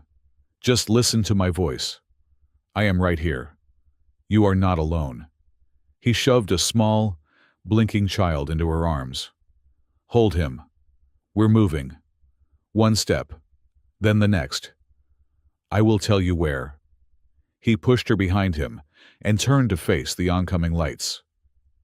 Kalen, get them moving, I'll hold them. With what? Kalen grunted. With this. Jonah raised his plasma cutter. A firefight in a metal tube is a special kind of hell. Plasma bolts ricocheted wildly, filling the air with the smell of ozone and superheated metal. A shot sheared past Jonah's head, scorching the cuff of his bulky pressure suit. He tackled Kalen, pushing him and Astra further down the tube. Go, a merc, faster than the others, slid around the bend. He and Jonah collided. They were too close for ranged weapons. It was a brutal, desperate grapple in the dark. Jonah, one-handed, was trying to bring his cutter to bear. The merc, with both hands, was trying to stab a vibro knife through Jonah's visor. Jonah's gloved hand slipped on the merc's armor. The torn, scorched fabric of his suit cuff was ripped back, past his glove, and on the skin of his wrist, revealed in the harsh, flickering light of the plasma fire, was a mark. It was not a tattoo. It was an intricate, ancient sigil, carved into his flesh, dark as old blood, a stylized shield, bisected by a star. The ward sigil, a small, spider-like cartel camera drone, skittering along the ceiling, filmed the entire, desperate struggle. Its feed was being broadcast to Mirek's command center, and it was also being monitored by the 3 silent, black ships hanging in the void above them. On the bridge of the Elite Guard flagship, Shadow of Intent, a tactical officer's eyes widened. He zoomed the feed, filtered, and enhanced. The sigil, dark and undeniable, filled the screen. "Captain," the officer said, his voice tight. "The feed, from the tunnels. Look." The captain, Seraphaman, turned. He looked at the screen. He saw the brawl. He saw the mark. His gloved hand clenched. "It is confirmed," he breathed, his voice a low vibration. "The ward-bearer. He is here." In the tunnel, Jonah did not know. He was too busy trying not to die. He finally slammed the merc's head against the pipe, stunning him, and scrambled back. He was pinned. Astra and the others were trapped behind him. The mercs were regrouping, their tactical AI coordinating. "Target is in the junction, Sector T9. A cold, synthesized voice echoed from the merc's comms. "He is one man. Flank pattern. Execute." "Dax, Rhea, anything," Jonah yelled into his comm. "I'm running out of tricks." I'm trying." Dax's voice was a terrified squeak. "Mirek's systems are too good, I can't find a way in." Jonah looked at the wall.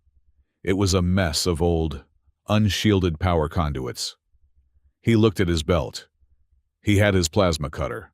He had a roll of industrial-strength duct tape, the kind he used to patch the Wayfarer's hull. He had a small kitchen knife he used to cut his nutrient bars. And he had a spool of spare copper wire. It was a stupid idea. It was primitive. It was human. "Kalen," he shouted, his voice suddenly full of a strange, manic energy. "Cover me, for 10 seconds. No matter what you hear. Just 10 seconds. "What? Do it." The miners laid down a hail of covering fire. Jonah lunged at the wall. He did not hack. He butchered. He jammed the kitchen knife into the main conduit, prying it open. Sparks flew. He grabbed the copper wire, jammed it into 2 completely incompatible relays, bridging a live, high-voltage current with a low-voltage sensor net. The air screamed with the smell of burning insulation. Then he wrapped the entire, sparking, unholy mess in duct tape. "What is he doing?" one merc yelled, confused. The tactical AI on their comms faltered. "He is creating analog interference. Primitive, unstructured static. I cannot parse error." The merc's helmet displays, slave to the AI, went from a clear tactical map to a blizzard of meaningless snow. "AI is unresponsive," the lead merc shouted, trying to reboot his visor. "I am blind to error," the AI repeated, its voice now on a loop. "Defaulting to last protocol, targeting all non-allied signals, targeting error." A merc's rifle, slave to the net, suddenly swiveled, locked onto the man next to him, and fired. "It's shooting us! It's the AI! It's gone rogue!" Jonah stood up in the chaos. "Let's go, now." They ran, scrambling over the confused, fighting mercenaries, deeper into the dark. They came to a dead end, a massive, 3-foot-thick bulkhead. "It's over," Kalen slumped. "We're trapped." Jonah, Rhea's voice, loud and cheerful, blasted over his private comm. "I've been tracking your little hike. You're at T-12. Right. Stand back. Stand back from what? The bulkhead in front of them did not open. It buckled. With a shriek of tortured metal, loud enough to deafen, the entire wall exploded inward. The massive, rusty, reinforced prow of an ore scow smashed through, sparks and concrete flying. The scow's running lights lit the tunnel. Rhea Calder, covered in dust, was at the helm, grinning ear to ear. Need a lift? I took a wrong turn. Rhea. Jonah laughed, a raw, shocked sound. You magnificent lunatic. At the exact same moment, Dax's voice came over every channel on the station. The Mercs, the children, Mirek's command center, and even the elite guard ships. It was cheerful, high-pitched, and utterly disrespectful. And for my final performance, ladies and germs, he announced. A little something I call infinite recursion. Hey, Mirek, what happens when you tell a system to run protocol? 99 beers on the wall toodles, every cartel system on Forge Spire, every light, every door, every tactical net. Even Mirek's personal holographic projector froze. The screens went blank, and then a simple line of text appeared, looping. 99 bugs in the code, 99 bugs. Take one down. Patch it around 100 bugs in the code. He did it, Kalen whispered, his jaw on the floor. He crashed the whole station. Let's go, Jonah yelled, scrambling over the rubble of the wall and into the cargo bay of Rhea's scow. Rhea, back to the Wayfarer. Rhea's scow had smashed a hole that led them right back into Bay 94. The magnetic locks were dead. The cartel destroyer was trying to reboot its systems, and the Wayfarer was waiting. They scrambled from Rhea's scow onto the Wayfarer's ramp. Go, go, go, Jonah herded the children and miners aboard. He kissed Rhea on the cheek. You're a maniac. You're welcome, she beamed. Now get out of here. Jonah was the last. Kalen, pulling him up as the ramp sealed.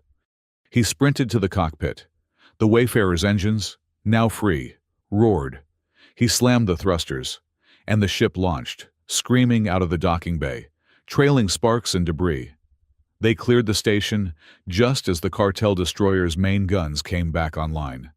A blast of plasma licked their aft shield.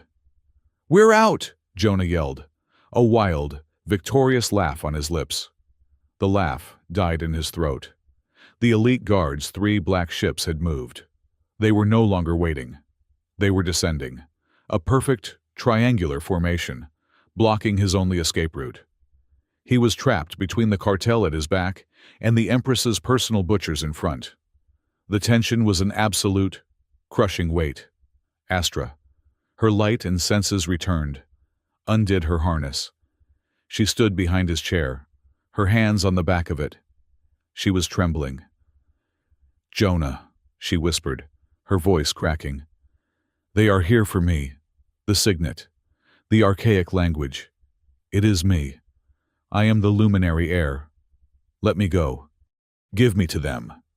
You and the children you can escape. Jonah did not look at her. He was fighting the yoke, dodging debris from the battle, his face a mask of stone. His voice, when it came, was dry and strained. Thought about it, he said, grunting as he dodged a piece of shrapnel. But my no refunds policy is pretty strict. Not selling anyone. Not even when the universe suggests a good price. A channel opened, overriding all others. The voice was cold, mechanical, and absolute. From the guard flagship. Power down your engines. Wayfarer, you will be boarded. Comply, or be vaporized. We're trapped, Astra whispered, a tear finally tracing a path down her cheek. Not yet, Jonah said. His hands, strangely calm, left the yoke. He powered down the engines. The Wayfarer went silent, drifting. A metallic clang echoed through the hull. A boarding ramp. Heavy, rhythmic, precise footsteps. They were coming. The cockpit door slid open. 3 elite guards. their black armor seeming to drink the light, filled the doorway. A captain, his pauldron marked with a single, gold sigil, led them. They were silent, terrifying, their weapons at a low ready. Jonah did not move. He did not raise his hands. He just sat, his arm resting protectively on the back of Astra's chair. The guard captain stepped forward. His black, reflective visor scanned the cockpit. It scanned Astra, her eyes wide with terror. It scanned the small, whimpering Lunari child who was hiding behind Jonah's seat. Then, the visor locked on Jonah. It did not lock on his face. It locked on his wrist, which was resting on the console, the torn suit cuff exposing the ancient, dark sigil. The captain stopped. His posture, which had been one of aggressive, lethal intent, changed. In one swift, perfectly synchronized motion, the captain and his two guards dropped to one knee. The sound of their armored plates hitting the durasteel deck was a sharp, stunning crack in the silence. The captain bowed his helmeted head. His voice, modulated but ringing with an authority that shattered the air, filled the stunned cockpit. "We serve." The cockpit of the Wayfarer was a frozen tableau of impossibilities. The only sounds were the faint, terrified whimpers of the children hiding in the cargo bay and the steady, artificial hiss of the cockpit's air recyclers. 3 warriors, the most feared and lethal arm of the Auric Dominion, were kneeling on the deck of a junk hauler. Their weapons were holstered, their heads were bowed, and their allegiance, a force that could topple star systems, was directed at a stunned, grease-stained mechanic in a torn pressure suit. Jonah Hale stared at them. His mind, which had just processed tactical AI, plasma fire, and bulkhead-smashing warships, could not parse this. It was a syntax error in his reality. "Get up," Jonah said, his voice a low, hostile rasp. "I don't know what kind of game this is, but I'm not playing." The captain did not rise. He reached up, his movements economical and precise, and unlatched his helmet. There was a hiss of depressurization, and he raised it clear. It was a move of profound, symbolic vulnerability. No one saw the face of an elite guard. The man beneath was not what Jonah expected. He was not a scarred-up brute. He was older, with a face of sharp ascetic planes, dark skin, and eyes the color of a cold gray sea. His hair was shaved, revealing a fine network of data ports at his temple. He looked less like a soldier and more like a warrior priest. "My name is Seraphimon," the captain said. His voice, unmodulated, was deep and resonant. It was a voice trained to give commands that were never questioned. "And this is not a game." He gestured, his black-gloved hand indicating the sigil on Jonah's exposed wrist. "We have been searching for that mark for a decade." "Lots of men have tattoos," Jonah spat. "It doesn't mean anything." "That is not a tattoo," Seraphimon said, his gray eyes unblinking. "It is the ward-bearer's sigil. We thought it was a deadline, a myth, a gene key that had failed to find its lock." Astra, who had been frozen in place, took a step forward. "Ward-bearer." Her voice was a whisper. "The protector of the no. That's a children's story. That's a line from the coronation rites." "It is the line upon which all other rites are balanced," Seraph said, his gaze shifting to Astra. It was a look of sudden, profound reverence. "And you, child, you speak the high archaic. You know the rites. You are the luminary heir." Jonah looked back and forth between them.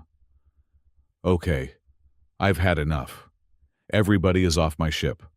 I don't know who you are, or what kind of imperial religious nonsense you're selling, but—" "It is not faith, sir," Seraph interrupted, his voice sharp.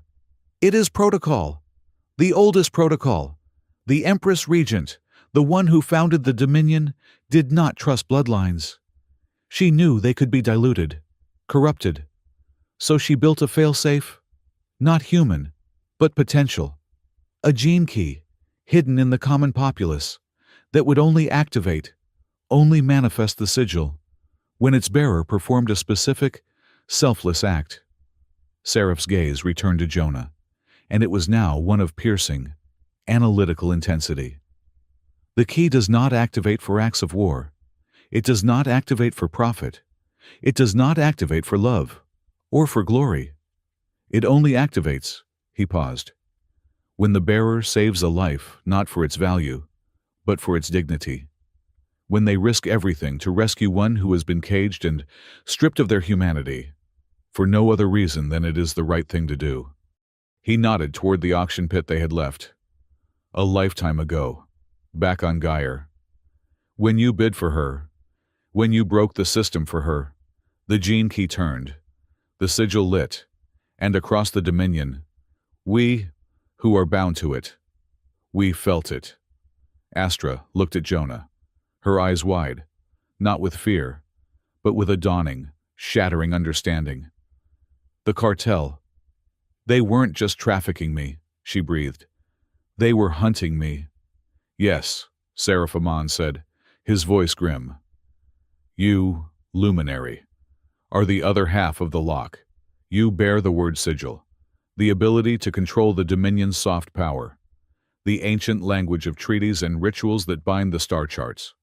The cartel, under Mirek's command, was trying to break you, to condition you, to make a mockery of your power, to prove that even the sacred air of the Dominion could be turned into a product, bought and sold for 5 credits. They were trying to delegitimize the entire throne. The pieces snapped into Jonah's mind.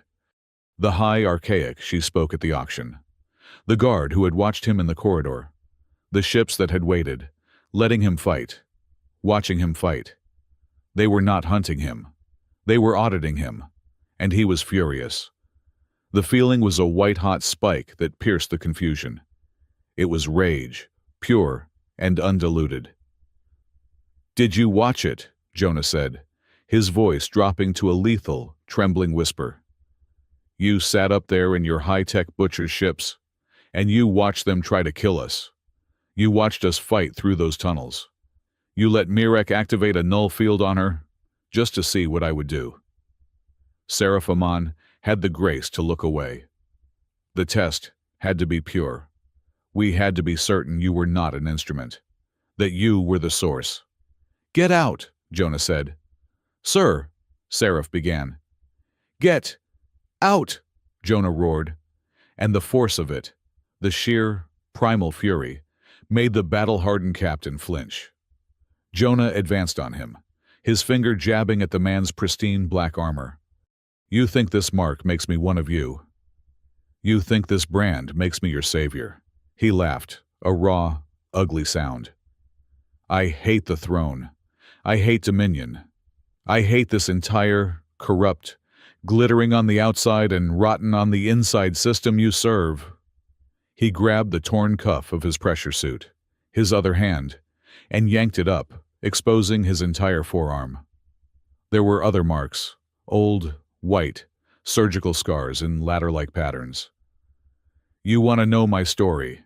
Captain, I was one of you, or I was supposed to be, a test subject, for a Black Ops program. Project Ward. They were trying to force this gene key, trying to artificially create a protector. They pumped me full of chemicals. They put me through simulations, and when I, and 24 other kids, failed when we didn't activate, they dumped us. They threw us away like so much trash. This system you serve broke me. It abandoned me. I am not your protector. I am the one who got away. I will never serve your Empress." The silence that followed was heavier than a planet's gravity. Astra looked at Jonah, her heart breaking, not for his anger, but for the devastating, lonely pain that forged it. Seraph Amon stood to his full height. He looked at the scars on Jonah's arm. He looked at the rage in his eyes, and he did something that no elite guard had done in 500 years. He yielded. "I understand," Seraph said, his voice quiet. "You are right. The system is corrupt. The throne is compromised. That is why we are here. He turned to his two men. The oath. The two guards rose, holstered their weapons, and turned to face Jonah. Seraph Aemon stood before him, helmet in his hand. The elite guard does not serve the Empress. Ward-bearer, Seraph said, his voice ringing with the force of a vow. Not truly. Our first and oldest and truest oath is to the bearer. The gene key was the failsafe against a corrupt throne. We do not serve the individual who sits on the chair. We serve the Dominion's conscience, and that is you. He slammed his right fist over his heart, the sound a dull, metallic thud. We do not ask you to serve the throne, Seraph Aemon declared. We are here to serve you. The cockpit, the ship, the universe itself seemed to hold its breath. This was it. The moment the old stories warned about. The moment a linchpin of power was pulled, and the entire structure of the galaxy threatened to collapse. 1,000 years of military doctrine, imperial hierarchy, blind obedience, all of it, now bowing before the proven, ragged, and furious humanity of a single mechanic. The moment was, of course, interrupted. How touching. Archon Mirek's voice. It did not come over the comm. It came from everywhere. His holographic image flickered, then resolved, filling the entire center of the cockpit. His calm, professorial robes replaced by a stark, black cartel military uniform. He was no longer a philosopher. He was a warlord. A reunion. A lost heir. A forgotten soldier. Mirek sneered, his gaze passing over all of them. And a broken oath. You have just declared treason, Captain Amon. A treason I am now recording and broadcasting to the entire Dominion fleet. You are all finished. It's over, Mirek, Jonah snarled. We have your ledger. We have children. The whole belt is rising against you. A riot, Mirek scoffed. Inconvenient, but manageable. You have a ledger. I have something more persuasive. A failsafe of my own. His image changed. It showed a map of Station Gyre and a countdown timer. 10 minutes. This, Mirek said, is the Gray Plague, a custom-tailored bioengineered fungus I had designed for just such an occasion. It is odorless, invisible, and 100% fatal to every living organism on that station. In 10 minutes, my automated systems will release it into the main ventilation shafts. Over 100,000 people, miners, merchants, children, all gone. He smiled, a thin reptilian stretching of his lips. Unless you give me the girl, give me the luminary heir, and the ledger, a simple exchange. My property for 100,000 lives. You have 9 minutes and 45 seconds to decide. Ward-bearer, let's see what your conscience is worth. The hologram vanished. Astra stumbled, her hand flying to her throat, her eyes wide with a new, more profound horror. The processing, the null field. This was worse. This was the weight of a city. This was the moral trap he had put her in. He'll do it, she whispered, her body starting to shake. The memory of the processing center. The sound of the shift chime. It was all coming back. A tidal wave of trauma. 100,000 because of me? I have to. She was spiraling. The same panic from the tunnels. Jonah did not hesitate. He grabbed her by the shoulders, his grip firm, grounding her. She was hyperventilating, her eyes seeing a terror he could not. He leaned in, his helmet almost touching hers. Astra, look at me. She could not. Her eyes were wild. Astra, he said, his voice sharp. He waited until her eyes, blurred with tears, finally focused on his. He gave her a dry, slightly too calm smile. That plague he's bragging about, Jonah said, his voice dropping to a conspiratorial, almost joking whisper. Sounds an awful lot like the mystery stew they served at the Level Zero cafeteria last week. I'm pretty sure I'm already immune. It was absurd.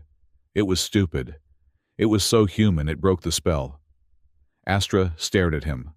A choked, hysterical sound, halfway between a sob and a laugh, escaped her. The tension did not break, but it cracked. The spiral stopped.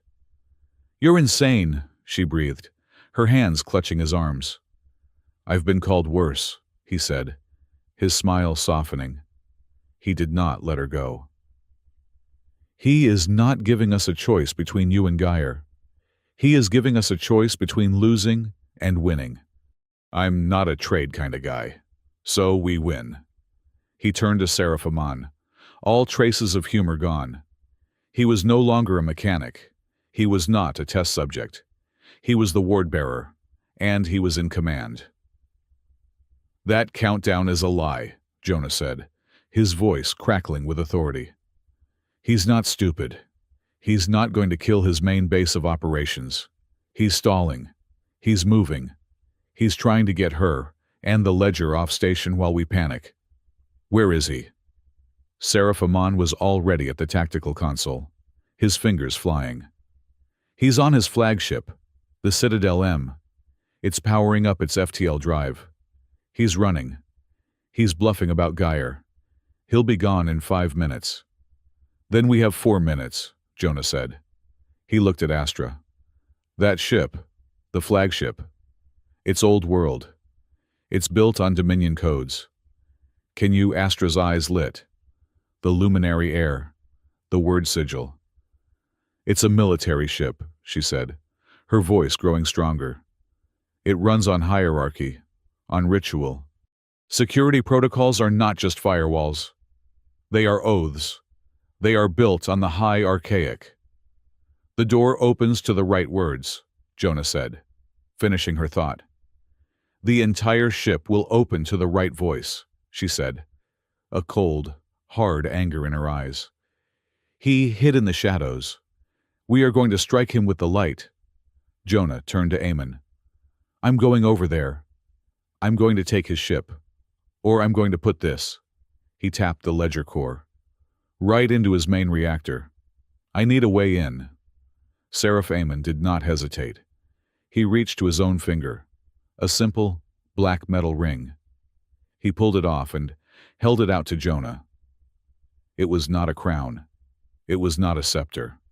It was a simple, unadorned band of hardened, ancient alloy. "The oath ring," Eamon said, his voice a low vow. "It is the only symbol of the ward-bearer's authority. It will give you command of our ships, our men, and our resources. It is our pledge, a personal commitment. We serve the protector of the innocent." Jonah looked at the ring. It was the one thing he had fought against his entire life. Authority, a symbol, a leash. He looked at Astra. He looked at the cowering, rescued children in his cargo bay.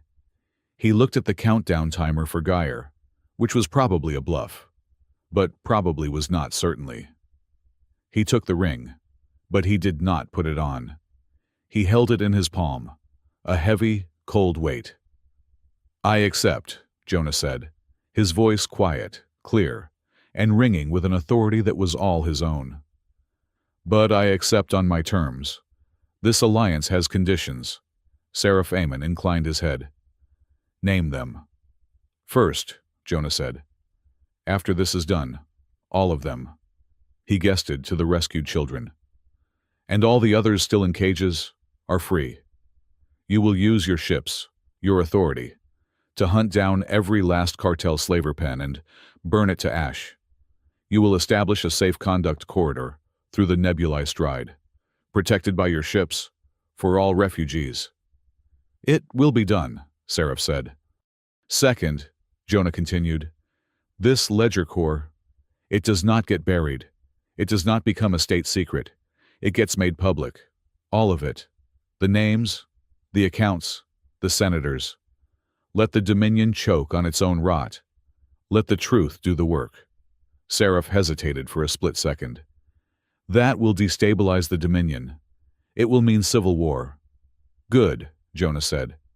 Then the new government can be built on something other than corpses. Third. He turned and looked at Astra. He was not looking at the luminary heir.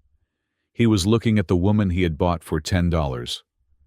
Her choice, Jonah said, his voice softening. Her choice is above all other concerns. Above the dominion, above the throne, above this entire war. She is not a symbol. She is not an heir. She is a person, and her will is paramount. She wants to go to a farm and grow vegetables. Your fleet will guard that farm. She wants to be an empress. Your fleet will clear the way. Her agency is the point. He looked at Seraphimon, his eyes burning. Do you agree to these terms, Captain? Or is this just another system? Seraphimon looked at the man before him. The scarred, angry, brilliant, and terrifyingly moral mechanic who had just rewritten a 1,000-year-old oath. He saw the ring in Jonah's hand, and he understood. Power was out of the ring. It was in the man who refused to wear it until the promise was made. Seraphimon, captain of the elite guard, knelt again. His two guards, who had never risen, knelt with him. We serve, Seraphimon said, his voice thick with a new, raw, and terrifying hope. Your terms are the new law. The power machine will now turn on a human axis. What are your orders, ward-bearer? Jonah closed his fist around the ring, the metal biting into his skin. He turned to the viewport, to the Citadel M, which was already shimmering, preparing for its FTL jump. Orders, Jonah Hale said, a grim smile touching his lips. Get me on that ship. The Archon is about to find out his order, just had its access codes revoked. The assault on the Citadel M was not a battle. It was a schism. Archon Mirek's flagship was a fortress. Its systems hardened, its corridors patrolled by his elite mercenary guard. He had designed it to be a testament to his philosophy of impenetrable order. He had not, however, accounted for an enemy who held the ship's master key. Jonah, Seraphimon, and a 5-man team of elite guard, including the 2 who had knelt on the Wayfarer, used a stealth shuttle from Amon's flagship. They did not explode.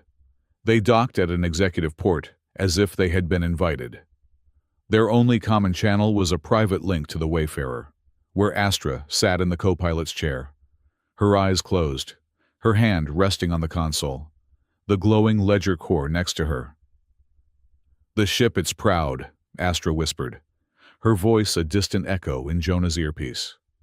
Its machine spirit is ancient. It answers the old codes. Tell it we're here, Jonah said. He and Amon's team were at the main airlock, their weapons at a low ready. A red, access denied panel glowed in front of them. This is not a request, Astra's voice said. And then, it was gone. The voice that came over the Citadel M's internal address system was not hers. It was a voice of pure, liquid authority. It was the high archaic, sung, not spoken. She did not hack the door. She commanded it. The hand of the Dominion is at the gate. The threshold shall be made low. The loyal shall be made to kneel. The red panel did not just turn green. It went dark.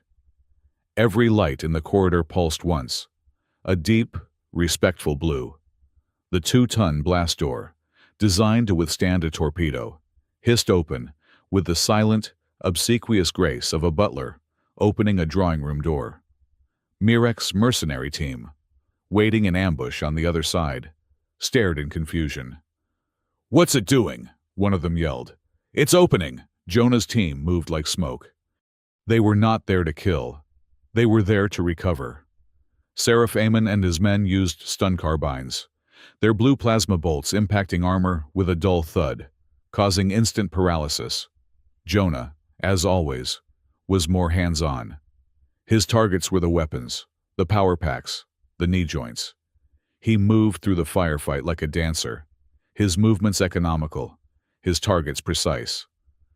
Astra, he grunted, disabling a heavy turret by ripping its power feed out with his bare, gloved hands. We're at the central nexus, bridge or engineering. Neither, she whispered.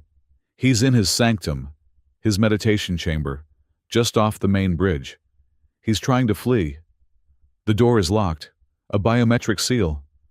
Not for long, Jonah said. They reached the door. It was a single, polished obsidian slab. Astra, Jonah said. Do it. This time, her voice was not a song. It was a gavel strike.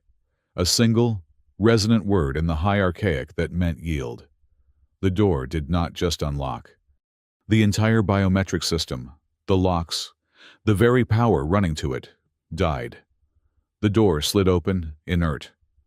Archon Mirek was inside. He was not wearing his uniform.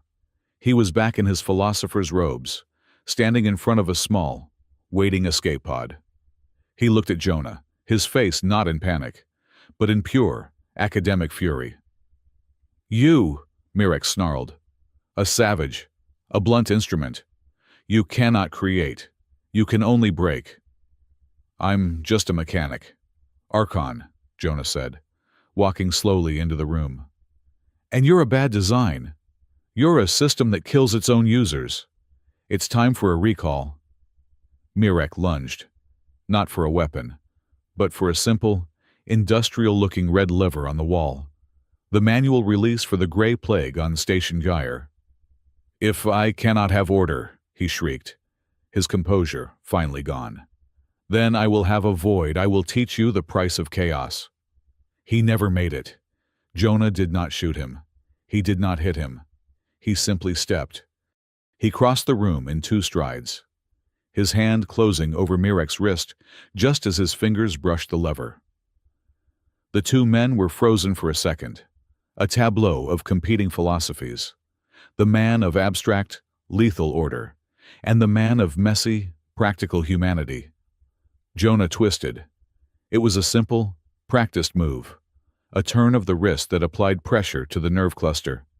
Mirek's hand opened, his whole arm going numb. The philosopher screamed, a thin, reedy sound, and collapsed to his knees, clutching his useless arm. Jonah looked at the lever. He looked at Mirek. He raised his heavy, steel-toed boot, and with a single, precise, almost casual kick, he shattered the lever's housing, breaking the mechanism. He did not disarm it. He broke it. He tapped his comm. Rhea. Dax. The countdown on Gyre. It might be real. The lever's here. I just broke it. But I don't know if that stops the automated system. You have probably 7 minutes. Rhea's voice, frantic, came back. We see it, Jonah. The timers just went redline across Gyre. It's not a bluff, he's actually doing it. It's venting into the main system now. Mirek, Jonah yelled, grabbing the man by his robes. The antidote. What is it? Mirek just laughed. A broken, weeping sound. There is no antidote. That is the beauty of it. That is the order. Jonah, Rhea's voice was sharp with panic. The air scrubbers are picking it up. It's a bioagent, a fungal spore. Oh gods, it's spreading fast. It's waiting. Dax, run that scan again. Run the molecular analysis. A moment of frantic tapping. What is it? Jonah demanded, the cold sweat returning. It's industrial, Rhea said, her voice a mix of confusion and dawning. Hysterical laughter. Jonah, you magnificent paranoid bastard. This isn't a weapon. It's engine mold. It's a hyper-aggressive, industrial-grade fungus they use to clean fuel tanks. It is 100% fatal if you're a buildup of carbon residue. If you're human, it'll just give you the worst sinus infection of your life. So not a plague, Jonah said, feeling his knees weaken. It's a plague, all right, Dax chirped in. It's a plague of incompetence, but the station panic that's real. People are dying in the stampedes. Rhea, Jonah said. Shut it down. On it, Rhea said, her voice all business. This thing is just modified yeast, and I know how to kill yeast. She was already rummaging in the Wayfarer's galley. Dax, get ready to patch this into the station's atmospheric sprayers. I'm mixing a solution of, let's see, high-proof alcohol from Kalen's private stash, 2 parts concentrated vinegar acid, and a dash of powdered, nitrogen-based coffee creamer. Yes, that'll aerosolize the reaction. The ultimate kitchen sink antidote. We're saving 100,000 people with a bad cocktail, Dax yelped. It's called human fucking ingenuity, Dax, Rhea snapped. Now shut up and open the ports. On the Citadel M, Jonah let go of Mirek, letting him fall to the floor. The great, terrifying threat. A lie. A bluff. A cheap industrial byproduct sold as an apocalypse. Seraph, Jonah said into his comm, his voice flat, exhausted. He's all yours. Take him and take his ship. He looked at the broken man on the floor. And Seraph, he's not to be harmed. He's not to be lost in a cell. He gets a trial. A public one. With this. He tapped the ledger core, which was now slave to Amon's ship. As the primary evidence, we won with the light. We are not going to start losing in the dark. The aftermath was a tidal wave. The moment Seraph Amon's fleet secured the Citadel M, the ledger core was released. Not as a file, but as a flood. Dax and Rhea, working with Amon's technicians, pushed it to every convoy, every data hub, every civilian and military channel in the entire Auric Dominion. It was not a news story. It was a new reality. On worlds 1,000 light-years apart, debt holders woke up to find their assets were, in fact, stolen people. Provincial governors saw their private, cartel-funded accounts flashed on public screens. The entire, glittering, vast economy of the Dominion was shown to be built on a foundation of false ledgers, child trafficking, and a pyramid scheme of fabricated debt. The Crown Cartel, as a political and economic force, evaporated in under 12 hours. Its authority, built on fear and the illusion of legitimacy, vanished. In its place, chaos bloomed. On provincial worlds, citizens stormed the palaces of their governors. On trade routes, freighters turned on their cartel escorts. The Freebelt Union, now debt-free and furious, seized every cartel asset in the sector and declared themselves an independent cooperative. The Dominion, as Jonah had known it, was on fire. And in the center of that fire, the Wayfarer drifted, a quiet, battered eye in a galactic storm. Seraph Amon was true to his word. The humanitarian escort force was born. His 3 black ships, and the dozens more that answered his authority, were no longer the Empress's secret butchers. They were now the ward-bearer's shield. They hunted down the splintered, fleeing remnants of the cartel, not with plasma fire, but with arrest warrants and the new, unassailable authority of the ledger. They did not just liberate slave pens. They processed them, giving every liberated soul a new, clean identity and safe passage. The nebulized stride, once a back alley, was now the Astra-Nile corridor, patrolled by Amon's ships, a safe haven for refugees fleeing the chaos of the core worlds. Astra, now known across the stars as the Luminary, had a different task. The children they had rescued, especially the young Lunari, were healing, but they were broken. They were orphans of a culture. She did not go to the Dominion Corps. She did not claim any throne. She took the Wayfarer, and a small escort from Amon, and she went home. They found it in a forgotten star system, marked uninhabitable on all Dominion charts. The Sanctum of Echoes. It was a moon, not a planet, and it was alive. The entire surface was a network of glowing, crystalline caves that sang in the solar wind. This was Lunari's source. Astra entered the caves, children holding her hands, the light under her skin, which had been a nervous flicker, then a steady pulse, now bloomed. It matched the music of the caves, and she began to sing. She sang the high archaic. She sang the old songs. And as she sang, the children, who had been silent and traumatized, began to hum. Their own lights, pale and weak, became stronger. She was not just healing them. She was rebooting them. She was restoring their language, their culture, their souls.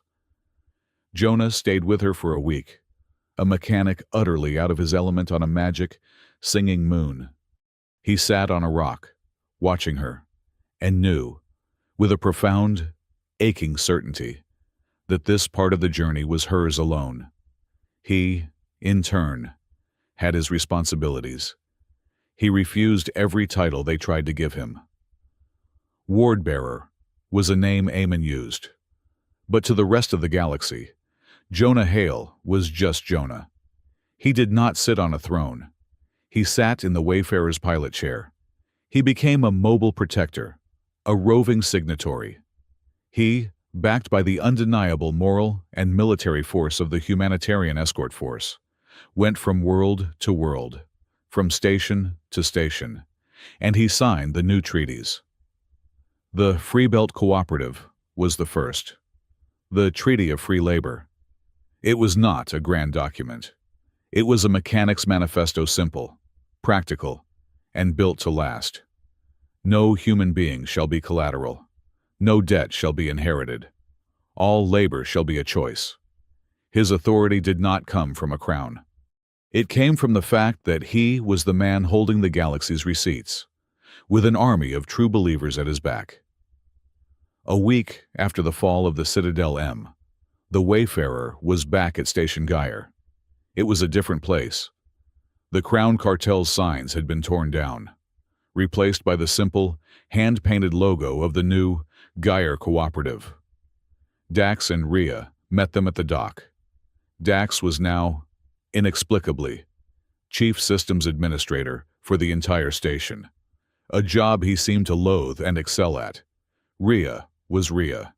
She was in her shop, which was now triple the size, rebuilding the station's infrastructure. The four of them gathered in the Wayfarer's cargo bay. It was clean. Finally. The kids were safe. The echoes of fear were gone. "Well," Dax said, twitching as he looked around, "this has been traumatic and expensive. My nerves are shot. I'm going to need a vacation, on a planet with no computers."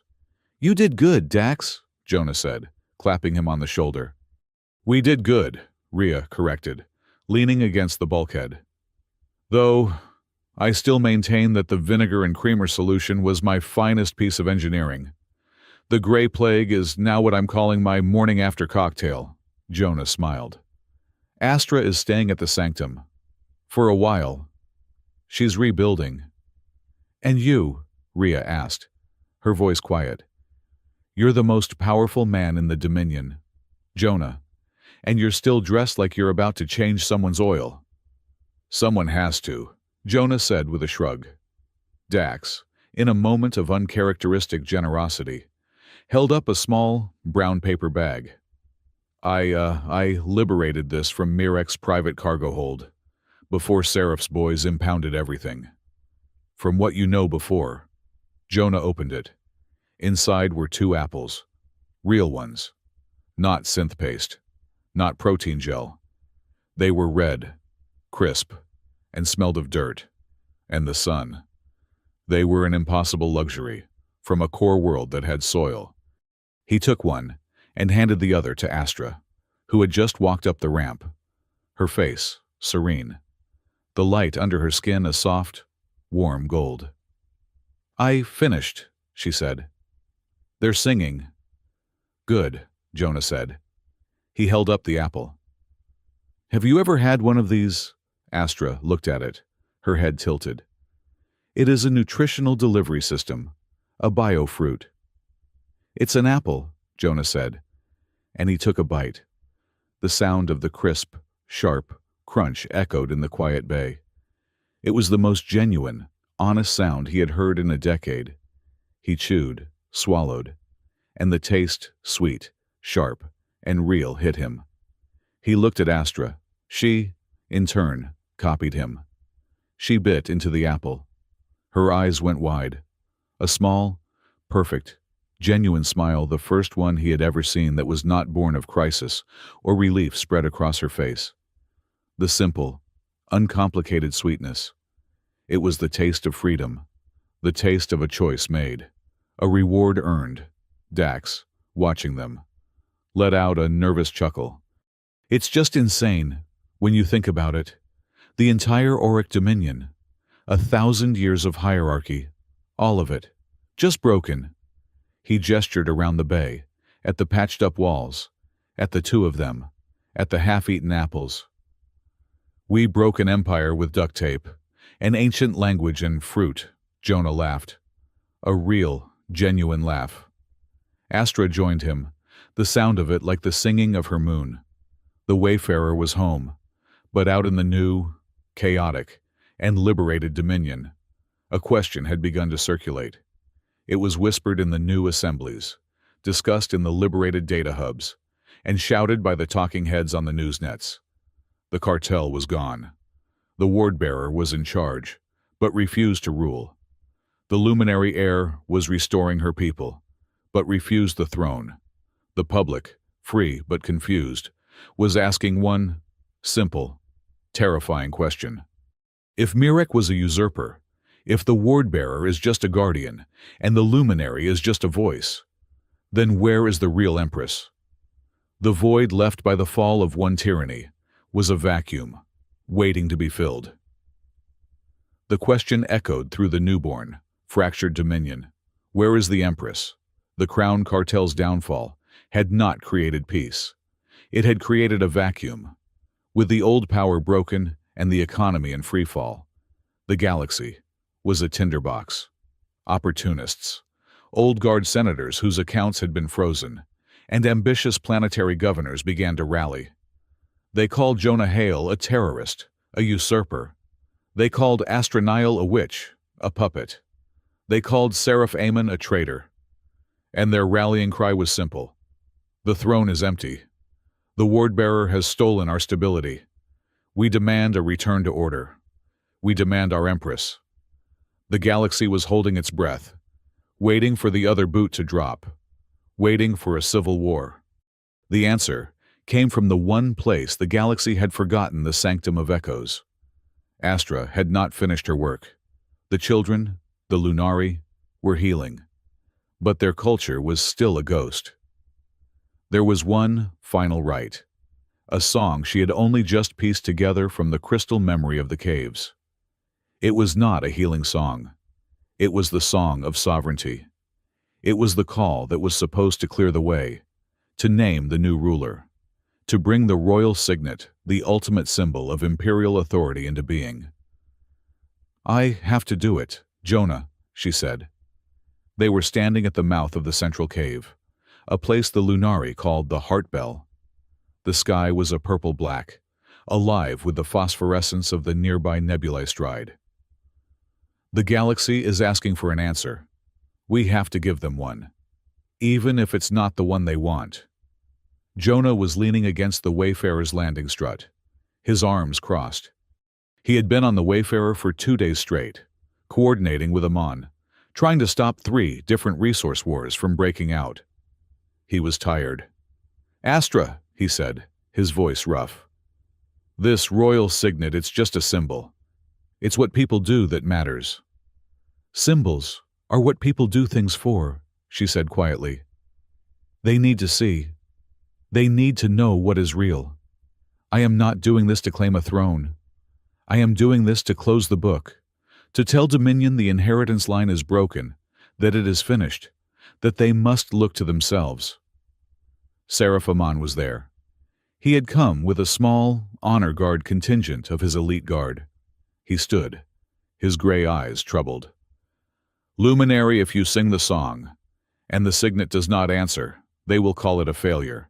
They will say you are a false heir. It will strengthen their hand. Then they will have to, Astra said, her resolve firm. She walked into the cave. Jonah sighed, running a hand over his face. Well, I'm not letting her do this alone. He followed. Aemon and his guards trailing behind, their black armor, a stark, silent contrast to the singing, glowing crystal. The central cave was vast. The rescued Lunari children were there, sitting in a circle, their own faint lights pulsing in time with the moon. Astra stood in the center. She closed her eyes. She began to sing. It was not a song. It was a song of resonance. It was the high archaic. But it was deeper than that. It was the sound of the stars, gravity, light itself. The crystals of the cave began to glow, the light intensifying, focusing, flowing from the walls and into the air above her. The light coalesced. It spun. It wove. It formed a shape. It was the royal signet, two-headed eagle clutching a star.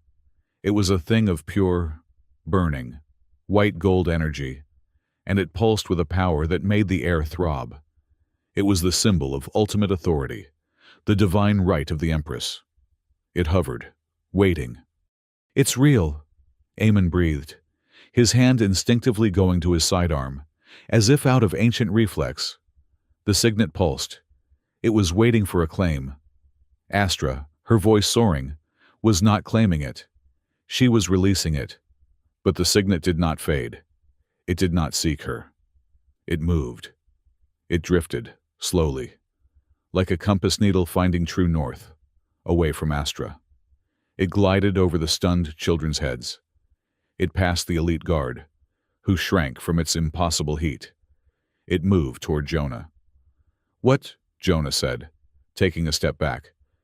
No, this is not. I'm not part of this." The signet did not care. It stopped, a foot in front of his chest. It pulsed, brightly.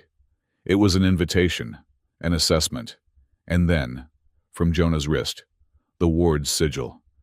The dark, blood-red mark of the protector blazed to life. It was not red.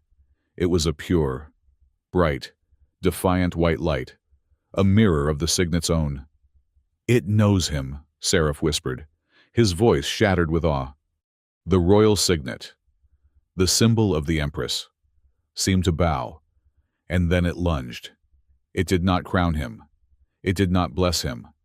It merged with him. Jonah cried out, a sharp, choked sound, as the burning white authority slammed into his chest and vanished. He staggered, his hand flying to his heart. He looked down. Nothing. But the ward's sigil on his wrist was no longer a dark, carved scar. It was glowing. A faint, steady, white gold light. The same light as the signet. It had been assimilated, filled, completed. Astra's song faded into silence. She was staring, her eyes wide. Seraph Aemon understood. His mind, rigid with 1,000 years of doctrine, finally, painfully, broke and reformed. "It was never a replacement," he said, his voice a revelation. The ward-bearer. It was not a fail-safe to guard the next Empress. It was fail-safe to become the new system. The gene key was not a guardian. It was the throne itself. An empty throne, waiting, until the Dominion's own conscience, proven by selfless, repeated, moral action was finally born.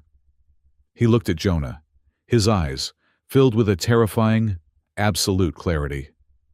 "It's not about blood. It was never about blood. It was about character. The throne is not a chair. It is a man who refuses to leave anyone behind." He dropped to one knee. His guard, understanding, did the same. "We serve," Aemon said. Jonah was breathing hard, his hand over his chest. He felt no different, and he felt entirely different. The rage was still there, the exhaustion, but they felt clearer, focused. He looked at the kneeling soldiers. He had had enough of this. "Get up, Seraph," Jonah said, his voice quiet. He approached the captain and pulled him to his feet. "I'm tired of you kneeling. It's inefficient. You can't fight from your knees." He held up his left hand. The plain, black metal oath ring that Amon had given him, was on his middle finger. He looked at it. "This is the only sign I care about," Jonah said. "The promise." He turned to the entire group. "You want an oath? Do you want a new system? Fine. Here it is." He was not reading from an ancient scroll. He was speaking from his gut. The words he had been forming in his mind for weeks. "We sell no one," he said, his voice echoing in the crystal cave. "We leave no one behind.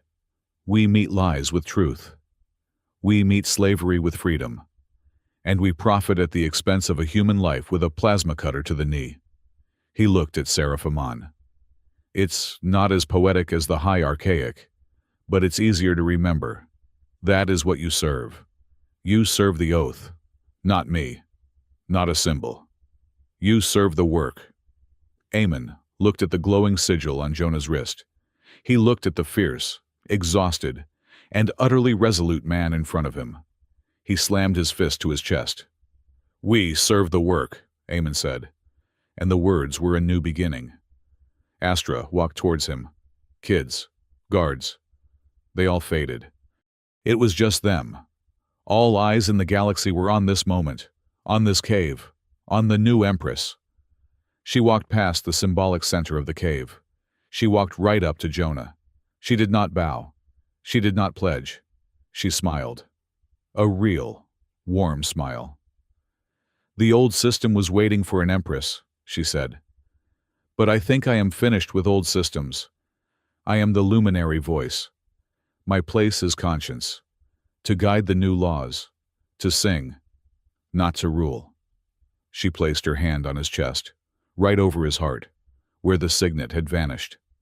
His heart was beating, a strong, steady, human drum. "I choose the one who chooses people," she whispered.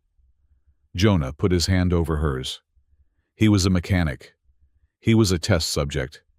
He was, apparently, the living, breathing, and very reluctant conscience of the Dominion. He was in so much trouble.